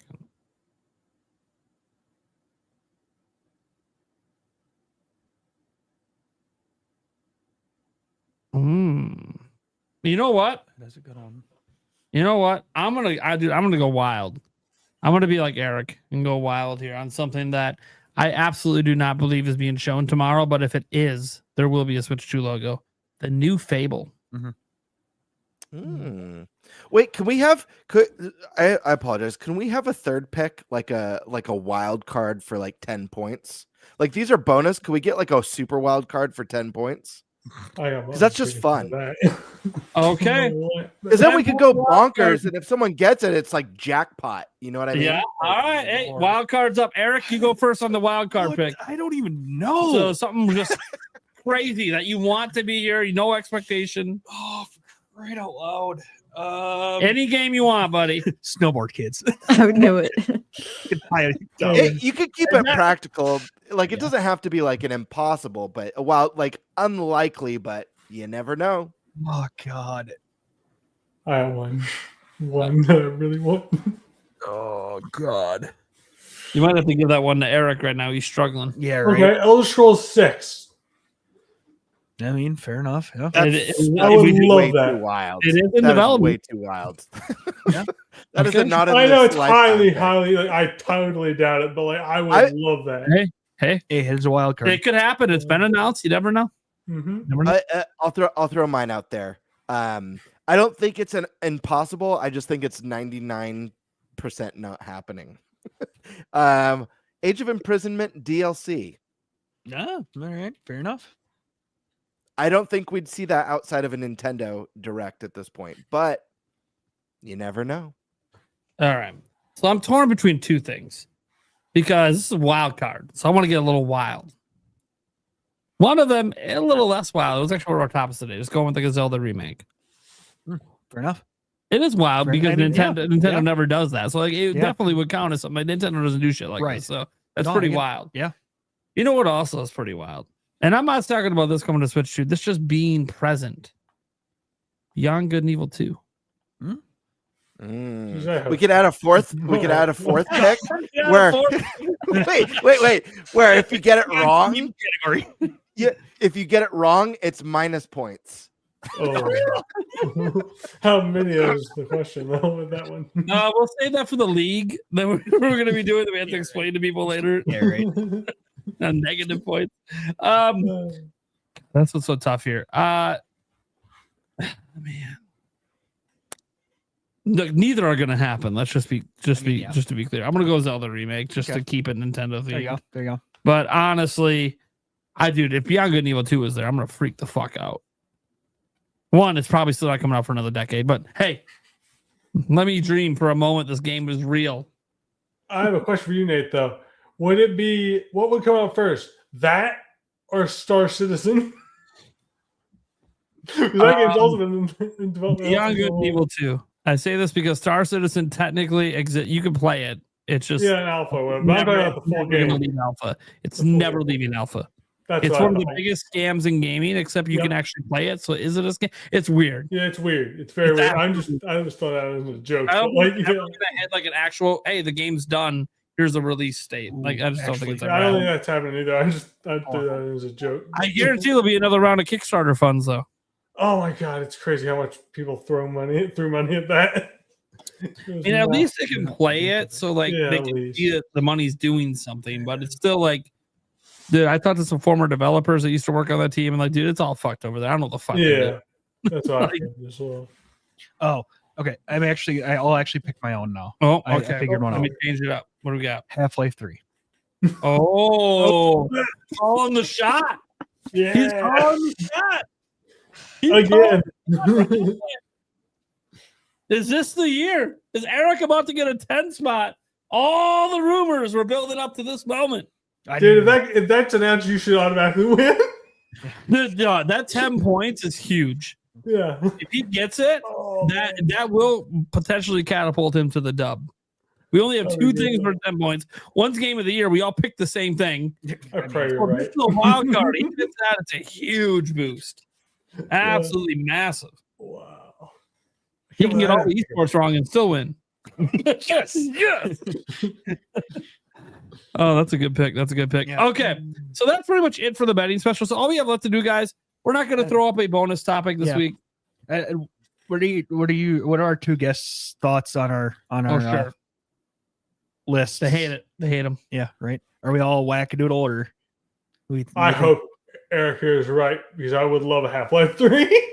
I would love that. You mean your bonus picks or all of your picks? Yeah, whatever you want to do. Oh, okay, so Well, I'm happy for all the ones that chose Claire Obscure. yeah. That looks so good. But to be fair, I like regardless if this was nominated for Game of the Year, it still would have been my Game of the Year. I really enjoyed it. I'm not giving in to like the hype or anything. Like it is genuinely like a very good game, and I really love this game. Clearly. Yep. But yeah. Luigi's Mansion 4 would be private awesome. chat. I'd love that. Yeah. He asked for something in the private chat. Nobody delivered. Oh boy. So he's not here. So since he's not here, I'll deliver. I would have typed it, but I have to like reach way over all my stuff to type stuff right now. Dude, I haven't heard it in so long. Right. What the hell? You know we're all from the same generation when we get to exact same references. I thought it was a link. What's wine say? Dude, no wine. Sweet. And then.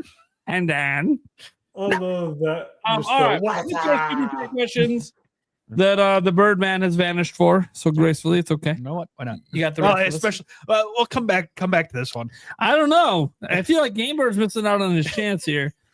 It's not, I can't help it. It was the first super chat tonight. I mean, yeah. Fine. I'll be nice. Just come back to it. Just come back Dude, to it. Birdman, you're lucky that you're part of the family at this right. point. Because a lesser man like FreeMetroidHat, I would have said, fuck off. He's gone. We move on. Demonic Brawler. My favorite is the movie Demon Knight. That might be from the same part of the. That's okay. Thing, if I remember. Yeah. Demonic Brawler. Also saying, bring back NFL Blitz and NBA Jam and NHL hits. I got to chime in because I came back just in time. Demon Knight was my favorite Tales from the Crypt. I asked this last week. Yep. So that's what he was responding to. I asked him, I was like, that's what this part is. Yep. Yeah. So just for the audio listeners, Demonic Brawler super chatted in to answer your question from last week's show. Yes, I love Tales from the Crypt. So many episodes are good. Till Death, Beauty Rest, Split Personality, Dig That Cat, He's Real Gone, just to name a few. So oh yeah, a little love connection between Brawler and oh shit, did he invade on AVS's territory? Do I need to let him know? I thought you guys were best friends. Me? You and AVS? Yeah. Dude, I haven't heard from him in forever. He's Dude. best friends with Zoo now. Oh, he traded me in for Zoo. All right, well. All right, great way. Yeah, straight. He made an anthem for Zoo recently on his channel. And I commented, I was like, what the hell? Where's my anthem? I got really jealous. I actually did. I was like, what the hell, dude? What is happening right now? I complained to my wife about it. Yeah, I was like, this troll guy didn't make a song about me. What bullshit is this? Yesterday's news? My channel like is bigger than the other guy he's talking about, and I usually can't say that. So this is bullshit. I felt like chopped liver, dude. Which just means, Bird, you just have to make an anthem about him. AVS, I know you listen to our podcast looking for content. This is Birdman telling you he misses you, buddy. Get in the DMs. Get in the DMs. Slide right in. Yep. Slide right in. Go to 10 Gaming says, just showing some love. We appreciate the love, of course. Demonic Brawler. I feel the problem with Metroid Prime 4 is it's a Metroid Prime game. If it was a new IP, it would have probably got a higher review score and less complaints. Or got worse, potentially. You never know which way the biases are going with that kind of stuff. You know, you'd like to think a certain way, but Demonic Brawler again. Anyone else saved their game before finding Miles? I swear he's never told me to save my game. I don't know. Did I? I'm not really sure. It was all in my first play session. Andrew Brightwell. I've never played a Metroid game. I like first-person shooters and open-world games. Worth a buy. Feel like I'd be missing a bunch of lore. No, I don't think I would not worry about the lore. Yeah, don't worry about the lore. Yeah, it's pretty self-contained. Like there are some references to prior games if you're paying attention, but it doesn't really matter. If you want to get into the lore when you play, scan everything and read the descriptions. There you go. But yeah, I wouldn't worry about. That's how Metroid actually works a lot. The Prime games scan everything. You'll get all the background you need. All right. This comes from Luck Not Perfect. Says I just played Prime 1 Remastered, just finished Prime 4 and loved it. I know I'm not a Prime purist, but I found it funny and enjoyed it a lot. So I guess that's the point, and I will keep playing it. There you go. All that matters, honestly, for video games, guys, is that you're having a good time. No matter what the critics or us over here are saying. Who cares? We all suck compared to your own opinions on your own enjoyment. Divine Brawler. Spoiler warning. Metroid Prime 4 has enemies. Oh, holy cow. God dang it. Shit. Simmer down, dude. You just ruined it for me. I only just got to the desert. You're telling me there's enemies?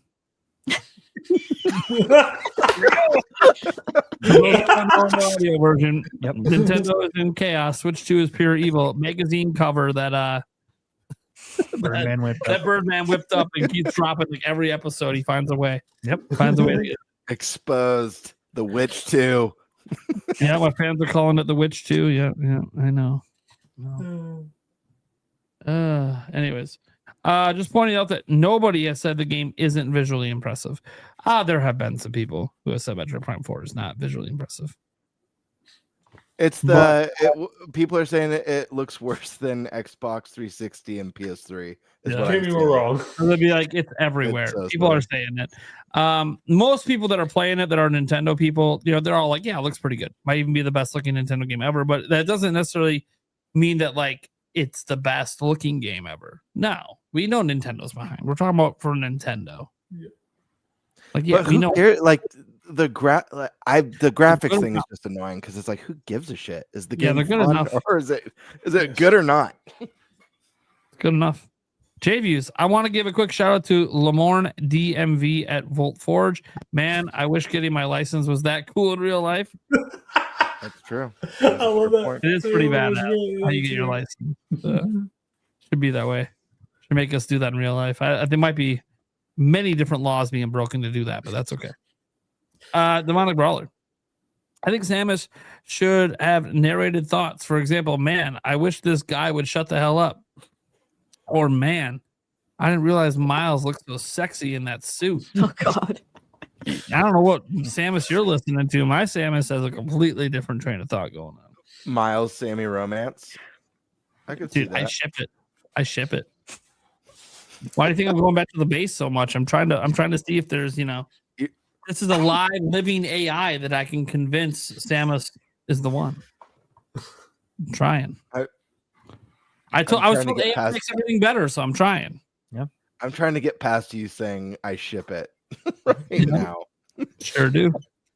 With the Man 7, if they made a Kirby movie, would Kirby talk? I certainly hope so. You gotta say it. At least once. Yeah, he'll talk. What actor would play Tingle? Says Demonic Roller. I mean, it's got to be Jack Black. Do you imagine? I feel like Danny DeVito's. But I also would love to see I'd love to see like a weird take that like no one would ever imagine, like Benicio del Toro. Yeah, something like wild. Bitch. Ryan Reynolds as Tingle. Ryan Reynolds as Tingle. Nintendo Prime bitch. Tingle. Christopher Walken. I'm Tingle. A Link. I can't imagine him doing the lines. I just can't. Oh my god. Budding puff. Demonic Brawler. If not an Ocarina of Time, then a 2D HD Into the Past for a remake. Nice. Mm-hmm. Oh my God! Someone in chat posted Mr.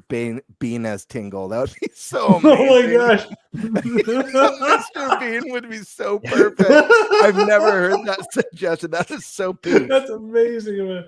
Okay. Yeah, I just want him to do this in the movie, just to someone. Hey, hi, don't worry about it. Brother. 2D HD Oracle games with new content for both. Heck yeah. Dude, he's going over all the Zelda. It's going to keep coming. Ultra realistic next gen Twilight Princess remake. Yep. Look at this. You're making wet dreams of people. You gotta slow down a little. I'm gonna need to go change my pants soon. Oh my God. I'm on a grower. The Minish Cap made with the RE. We're going to need to start, Prime, we're going to need to start offering diapers in our merch store. Right. Nintenbyte diapers. Dude, that would be so epic. Can we make that happen? You know what? I've never typed diapers into the merch search. You never know what I might find. We might have some haters bite it just so they can shit on us, literally. Dude, I get full permission if a hater wants to buy a pack of Nintenbyte diapers and send a literal flaming diaper to my doorstep. I promote this. Nindipies. It won't be my front doorstep. I'll give you the random address of a neighbor that lives 20 blocks away. Right. I'm just watch the delivery so I make sure I'm there. I just want to film a reaction. Give him the address of the police station. Oh my gosh. Oh, it's so bad. Yeah, I hope they never bother to Google the address to know where it's going. Oh my God. Just remember, Nintendo did it first. Yeah, we got the diapers from Nintendo first. Then there were like Nintendo condoms at one point. I could be wrong on that. I think back in the 80s. Well, one surprised me with their love hotels. My favorite things of They got us that War pipe wrappers. the Grand Tour episode from Top Gear and stuff that they did. They made their own condoms and it was hilarious. They showed it on an episode and that was great. No, that's funny.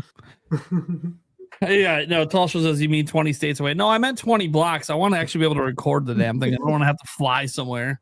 You know, what's the point if I can't see the joke through to the end? God. Well, guarantee they're going to film it. They're probably just going to be pissed. They try to stomp it out. Get the Nintenbyte logo stuck on the bottom of their foot. All right, guys. That's gonna do it. Actually, kind of a little bit of an early episode, but that is totally okay. We got so many. We have a 5-episode month, and I got the Game Awards to stream tomorrow, and then we got a couple big shows to round out the year coming later, which is just gonna be the core 4. But it's going to be, you know, when you get to the core 4, the conversations are gonna get wild. Just you wait. All we gotta do. Feel free to submit your diaper design ideas to us. All we have to do is ask. One of the topics just needs to be, hey, what are your most anticipated games of 2026? And we just let Stash go. Yeah. Come back in like 2.5 hours. He'll still be going. Because he literally has probably a whole notebook full of every game coming out next year. He has the next 3 years fully spreadsheeted. Probably. He's the kind of guy that would.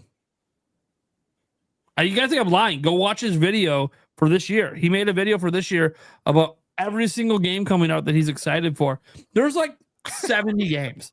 It's like it does, and it's like a 48-minute video. I kid you not. He is giving time and explanations and release dates and everything. The only guide you'll ever need. And he said he might do it again, although he's a little nervous because there's even more this time. So it's like, yeah, it's only going to get bigger every year, buddy. Anyways, that list is like just for the last weeks of December. Yeah, that's it. Sorry, guys. That was just through week 2 of January, and we're like an hour and a half in. We're like, oh, okay, buddy, we have to speed this up a little bit. We might not even get the full calendar year at this rate. All right, let's go around and let people know what we got going on and where they can find us. Let's start with our first timer. I keep wanting to call him FreeMetroidHat, but it's Shiny Metroid Trainer. Still FreeMetroidHat on Discord though.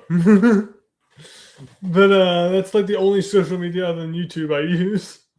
Okay. So they'll see me there, and as well as I do the Gaming Tab podcast on Mondays with Tabby Cat Games. We have a lot of that coming through. I also do with Tabby. We do multiplayer Sundays, so we'll play like games with the community and stuff. We try to do that. It's always fun. Tune into there. We'll play some games, and we're planning on some other stuff we want to do in the future. But you can tune into that to find out. And yeah, been fun. Okay. Then we got Sky Sword Alyssa. Sky Baguettes Alyssa. Damn. So I stream games here on YouTube, but I do have a few things coming up. Tomorrow I am streaming the Game Awards. I'm doing my first giveaway. I'm going to give away a copy of Cybersecure Expedition 33, and then if it wins, I'm going to give away 2 more, and I'm pretty sure it's going to win. So probably giving away 3 copies, any platform of the winner's choice. I'm doing it in the live chat, so you have to be there and you have to be subscribed. But I just love the game so much, and I think it's great. I really want to get it in as many people's hands as possible so they get an opportunity to play. And I'm giving the option too, if they want to wait and see if it comes to Switch 2, that I'll keep it on hold for them. We can wait and see if it comes out. And then I had a 400 sub goal that I hit when I was on the last time I was on, so that was awesome. But if you come to my channel, you'll know 420 is a significant number. Yeah. So I had a mini goal in between 400 and 500 for 420, and I did hit that. So I'll be building the DQ tree. Why is it significant? Yeah, Game Bird. Sheesh. We get a little terpy over there. Fair enough. I'm gonna be a little terpy in like an hour. A little terpy. Look it up. If you know what 420 is, I'm sure you can allude to what terp means. But I thought it'd be funny to do like generation is still a thing being used today. Yeah. I was so worried 420 would go away. I'm like, dude, it can't. Come on, it's too universal. Here we are, 2025. Terps up, still a thing. Let's go, baby. Right. Love it. I don't know when it might even been before my generation, so just always been around. Nate, let me talk. God damn it! I'm just kidding. No. How dare you tell them what the 420 goal was? You get to advertise yourself when talking about 420? No. I'll be building the Great Deku Tree Lego set. I will finally get around to doing it, so I thought it'd be funny to build the tree. Which one are you going to build? The Ocarina of Time one. There you go. That's all right. The cherry blossoms are beautiful, but nostalgia, man. Yeah. Gotta go with the OG. Yep. The OG. I'm done now, Nate. You can talk now. Are you sure? No. Are you sure? Should we wait an hour for it to kick this in? is actually I had some of this while we were doing the Game Awards thing. It was very good. What is that? It's peanut butter whiskey eggnog. What the fuck? I've never had it before. I went to the liquor store the other day and I was like, what is this? Dude, I need to find myself some shit. This is like $20. Oh, I thought it was like pudding when I was pouring it in the little shot. God. I'm like, I was like, dude, I did like a shot of it the first time. You hear it time, just like, smack the glass. Right? It's like a wet smack. Anyways. Well, shit. I'm gonna have to get some. It's very creamy game. Very creamy. Extra yummy. Wow. We do have the cream expert on here. Call me the creamster in middle school. Anyways. Cream Bird classic. He gets and then he just goes in. Cream Bird classic. I'm still waiting for this game to start.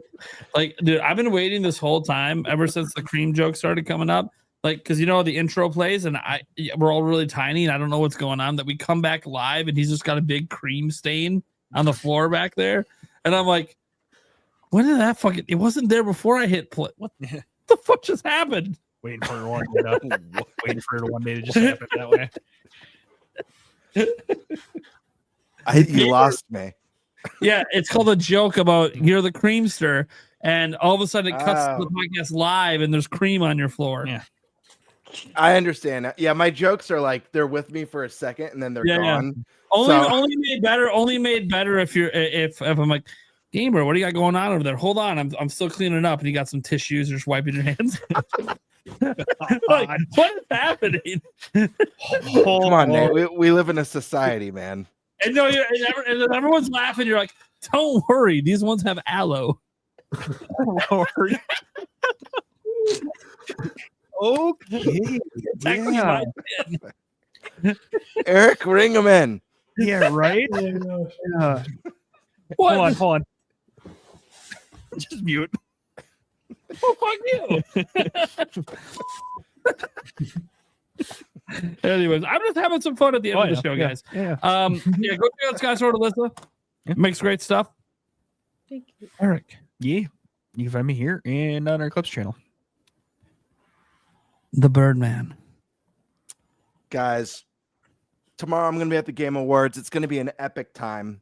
Could we possibly get a Zelda remake tomorrow? Most likely not. But if we do, like I said, I'll be wearing my Nintenbyte diaper because 10 points. He's crying that he just lost to me.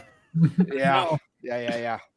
But yeah, Game Awards tomorrow. Again, like I said earlier in the show, if anyone's attending, look for me. Come say hi. It'll be really cool. I know Paul will be there, so I know I'll be looking for Paul fanboying.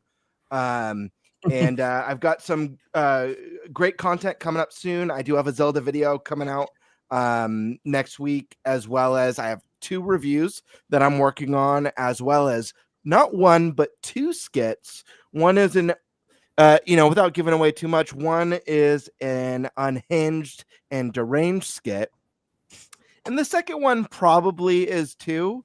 But the first skit, one makes the second one look tame. The second skit is a little bit more podcast appropriate. It's a bit no, definitely not. No. Definitely not. It's definitely more. No, they're both podcast appropriate. Although the first one, the first one, you'd get all the backlash would be directed at you. For the first one, which is funny. Oh, I have no involvement in this. Yeah, but I not because of anything that I'm doing, just because people just for some reason like to associate you with everyone's videos will be about you. My second skit is a little bit more sultry. So I'm fucked, guys. All right, got it. Sometime in the future, I'm going to get hate videos about something I didn't even do. As long as I can laugh at the OG video, I'll be good. That's my favorite thing is that like you get scrutinized for like every word that comes out of your mouth, and then I sit here one episode and start proclaiming mass mental illness on the podcast, and no one says shit. Dude, you do that, then Statch agrees with you. Yeah. I wash my hands of it. On a Reddit 3 days later, have you seen Nintendo Prime's latest podcast? I can't believe he condones. Like, what the fuck? Wait for everyone. Oh my gosh, that's amazing. I didn't fucking do anything. They had an opinion. Sorry, I didn't cut it off. It's their honest opinion. We allow that here. And they want to say you all have mental illnesses. They want to kill the audience. That's not right. Oh my God. That's literally not my prerogative here. Whoa. Reel it in. Anyways, no, but it is kind of funny. I do get blamed for a lot of things that happen on this podcast that did not even involve me. One time I got blamed for something, I think by Angry Vigilante. I wasn't even on the screen. I was gone. And I was getting blamed. I'm like, what is the how? Sounds about right. I didn't know what was being talked about. Sounds about right. Like I'm hearing this for the first time through your video. How am I at fault for all of this? Well, to be fair, Nate, you can handle it a lot better than I can. I'm very sensitive. So if people made videos like that about me, like I'd be really sad. The way you respond to negative comments, I'm not too worried about you. You're a fucking legend. Yeah, you are. Doesn't mean it doesn't hurt. Legend. Doesn't mean it doesn't hurt. Doesn't mean it doesn't hurt. By the time that comment leaves your fingertips, whatever pain you felt is replaced with pure laughter. That was a good comment. That was fun. Yeah. You know that sound effect I added to the intro? The right. That's the exact sound that comes out of my mouth when he hits enter. Yeah, how can I piss him off some more this next week? I would love to have a soundboard just with a bunch of sounds that you've done. Dude, I'm surprised I haven't soundboarded the. We got it live. Yeah, I know. He's in my chat, and I'm like, dude, I want to hit it so bad. Yeah, fair enough. I want to hit the and then straight into the bird sound. Yeah, and people are like, what's going on? And then I just play a clip from the vlog about the cream corn stain or whatever the fuck. Just combine it all together. Like, what the fuck just happened, my dude? I don't know. We just got invaded by Game Bird Classic. Shit happens. I'm gonna go tell his wife, get him the fuck out of here. You gotta replace the bang, bang, bang, bang, bang horn with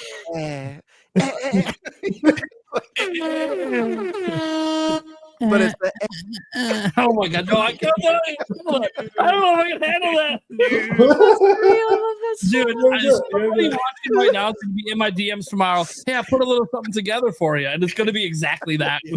I am gonna make it. Of your voice. I have to. Like, I have to make it. Someone's gonna do it. You gotta be there. The beauty of having an audience, people will do this dumb shit and send it to me the next day. Of course, I gotta use it if it happens.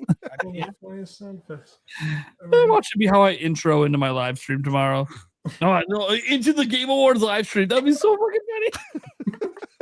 What the fuck what's going on? Don't worry about it. I gotta hype them up. I gotta get a bunch of Game Bird sound bites to really hype them up that you're gonna be there, just so they can be disappointed when they see my face. Don't forget to run on stage and wave. Nate, just ask me to make you a custom soundboard. It'll be a complete surprise. I'll handcraft some classic Game Bird sounds just for you. You'll love it. Yeah, I can't wait.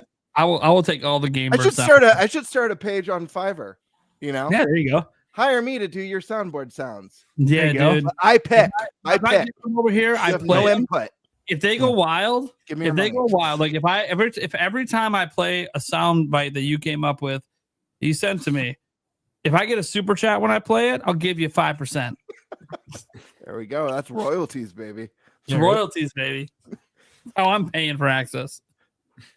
But if I ever get laid off from my job, geez, thank God for those soundboard royalties. I'd be great. In perpetuity, baby. For life. All right. So Game Bird, you got a couple stuff going on. Where can they find you? Yeah. Game Bird Classic here on YouTube or _Birdmaster on Twitter. You know where to find me, people. Saint Math, Saint Bird Science. It's just it's just fact. Well, anyways, I'm Nintendo Prime. You guys can find me on YouTube and X mostly. Occasionally on TikTok and Instagram, but mostly just YouTube and X. That's where my primary audiences are. I cover Nintendo news every day. That's what I do. Sometimes rumors and stuff as well. Like we've had a couple rumor videos in the last 5 days, but we actually haven't been doing a lot of rumors lately. I remember a time when I was told that's all I do. And then when I made a rumor video on Saturday, I was like, when's the last time I even made a rumor video? Dude, it was 4 months ago. So, it turns out maybe that's not all I do. Who knew? But it did feel like coming home with the Zelda remake one today. That one hit a little close to home. Back to the Zelda 35th anniversary rumor days. It started to hit me close to home, which means it's totally not going to happen because just like nothing happened for that either. That being said, you can find me here and you can find the podcast as well, everywhere podcasts are heard. I actually still haven't hit the publish button. I just published last week's episode, literally right this second. This week's episode that you're listening to now, so you already know, went live the day after. My bad on you guys having to wait for last week's episode. I did not mean for that to be the case. Just kind of slipped my mind. Just literally no other excuse. Slipped my mind. Holidays is always a really busy time of the year, really stressful time of the year. And my kids are all in sports and basketball and music and all this. So I'm just all over the place. That said, no excuse. Should have had this up last week. So I just want to apologize for that. There's nothing going on. No bugs. It's just I'm a dumbass. And then we also have the podcast clips channel. Yep. Was that what you're going to bring up? No, I was going to shout out Dave. Oh, yeah. Superman Dave 64, who was here earlier. Be sure to go check him out. He's got his review of Metroid Prime 4 coming up. Really looking forward to his review of it. Sure, it's going to be super in depth. Obviously, as you can tell, he likes the game. So if that's all you want to know is if he likes it, the answer is yes.